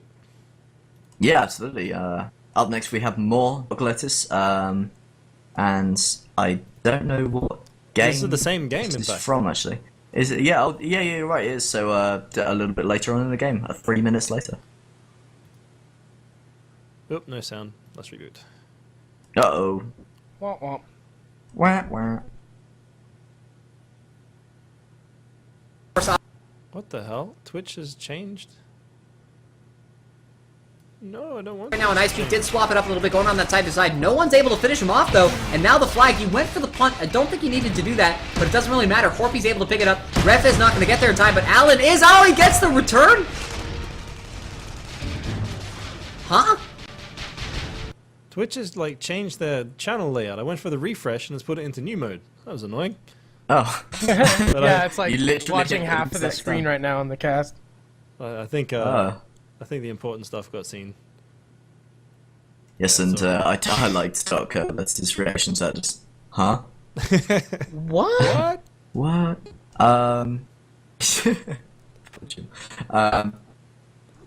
Two left, and this next one is from Pelican versus Endless. Once again from Doc Lettuce. Spotted him. Most likely going to be the end of him. Actually, he's able to make the grab still nonetheless. And he is out and going. 248 health, not that much. Oh, what a mortar! What a mortar coming out there, getting the kill from Vice Lord. And another one on the Narc. Oh my gosh, Vice Lord. Wow. Wow, indeed. Two very, very clutch mortars just coming from nowhere and cleaning up that Per flag. splat. Yep. And our final one is from the ESL finals, casted by me and Doc. Was it? It was us. Yes, wasn't it was us, indeed. Yeah, yeah, I've got confused because the URL's the Tribe Stone thing, but we did cast on here, and this is some esports. Esports. Standing Oh, as KK goes for the front to back. Oh, there we go. Really nice pass to Creature. I saw that one coming. He flew out across the aqueduct and he's going through the middle of the map. He doesn't have a huge amount of energy, but that pass was really stellar. He's going back to base. The only person there is... No one's there. No, Oh, JPY. Oh, We got it! JPY! What an incredible shot. Melee kill onto Creature as he came into the flag stand. Gets the return. That was awesome. So much esports in so Double little time. esports going on there. Yeah, absolutely. Oh my god. That's just not fair. I hate infiltrators so much. Well, the We've thing seen- is, it's how not many even times like have we Sonic seen Punch. JP It's do just that? a standard melee. It's crazy. How many Oh, times man. have we seen JP do that, Doc? Like, Oh, yeah. good, 20, 30 times we've seen that happen. And it's Just from just him. as exciting every time. Yeah, absolutely. Those are the hero returns, which is why it's nice to see some infiltrators play every now and then. So that's all the plays of the week we do have. And that probably wraps it up. I mean, we've run on, what, 2 hours and 40 minutes. It's been a pretty long one. Yeah, because we're on another mumble and stuff, I don't want to sort of break up the show by trying to move over to EU and try to get the call-ins working. So we might just wrap it up there. But again, thank you everyone for getting the plays of the week in. You know, it's really cool to be able to have so many to show. Yeah, so I do want to say that was hugely part down to Leech Chocolate. He went through and sent these to me, so huge thank you to him. Big for shout out to Elite Chocolate. Maybe we should get him on Yeah, the man. show. He's the bomb. I think I've asked him recently. At least I think I did. If not, yes, we'll get him on the show. Well, calling him out. All right, cool. Well, that's it. And so yeah, for next week, the blue plate challenge is going to be flag passing, whether that's offensive flag passing, in other words, passing to a team member, or an interception, managing to intercept an opponent's flag pass. That would be pretty epic to see as well. So get those into the same email address there, behindtheblueplate@gmail.com, and you'll have a chance for that sweet, sweet stowaway voice pack. Yeah. And yeah, I can't even do that. I'll carry on. All right, cool. Well, that's going to do it for us. Freaky, final thoughts and shoutouts. Oh, it was a good game. I love casting Euro matches. You guys are always so good to me. It was good times. I hope I get to come back sometime. So far as shoutouts go, tonight I'm going to be streaming my match in, let me do the math here, 5 hours. And tomorrow I'll be casting with Dodge Pong's crew. I think same time tomorrow. We got, let me look this up here real quick. Vex versus WLW. Ooh. Who lags wins. So definitely tune in for that one. That'll be a good one. I think that's it for me. Cool. And I'd just like to say thank you very, very much for coming on, Freaky, to the show and casting with us. That was really, really entertaining stuff. I mean, I've heard parts of your cast. I'm not sure if I've ever seen one sort of front to back, and that was impressive stuff. I'm I'm in awe of your ability there. It's really, really cool. Oh, gee, thanks. And we'd love to have you back on the show for not necessarily a cast, but a full-on Blue Plate show. But it's up to you, community. Go make some news, and then we can have a can have a full show. There you go. Stowaway, final thoughts and shoutouts. Yeah, just to reiterate what Doc said, thanks so much for coming on the show. It's a little bit of a different one than we usually do. Obviously, we normally just news and just esports and the most of serious of things, and we don't mess around. I know it's kind of changed that, and I'm joking, we're stupid all the time. But yeah, it was really good to cast with you, man. That was an interesting experience for me. And yeah, if you like, a huge shout out to Grimbledon production for us tonight. And how's he on still camera? Sitting there waiting. Yes, give me time, man. Sorry. It's cool. Yeah, and obviously you're doing camera as well. And if you want to see more casts like that, hopefully we're going to be doing some more of that soon with full production stuff going on. Grimmel's still patiently waiting for us to finish up because he's still running it through his stream. So you should visit TV/DocMatrix31 where we cast if we aren't able to cast on here.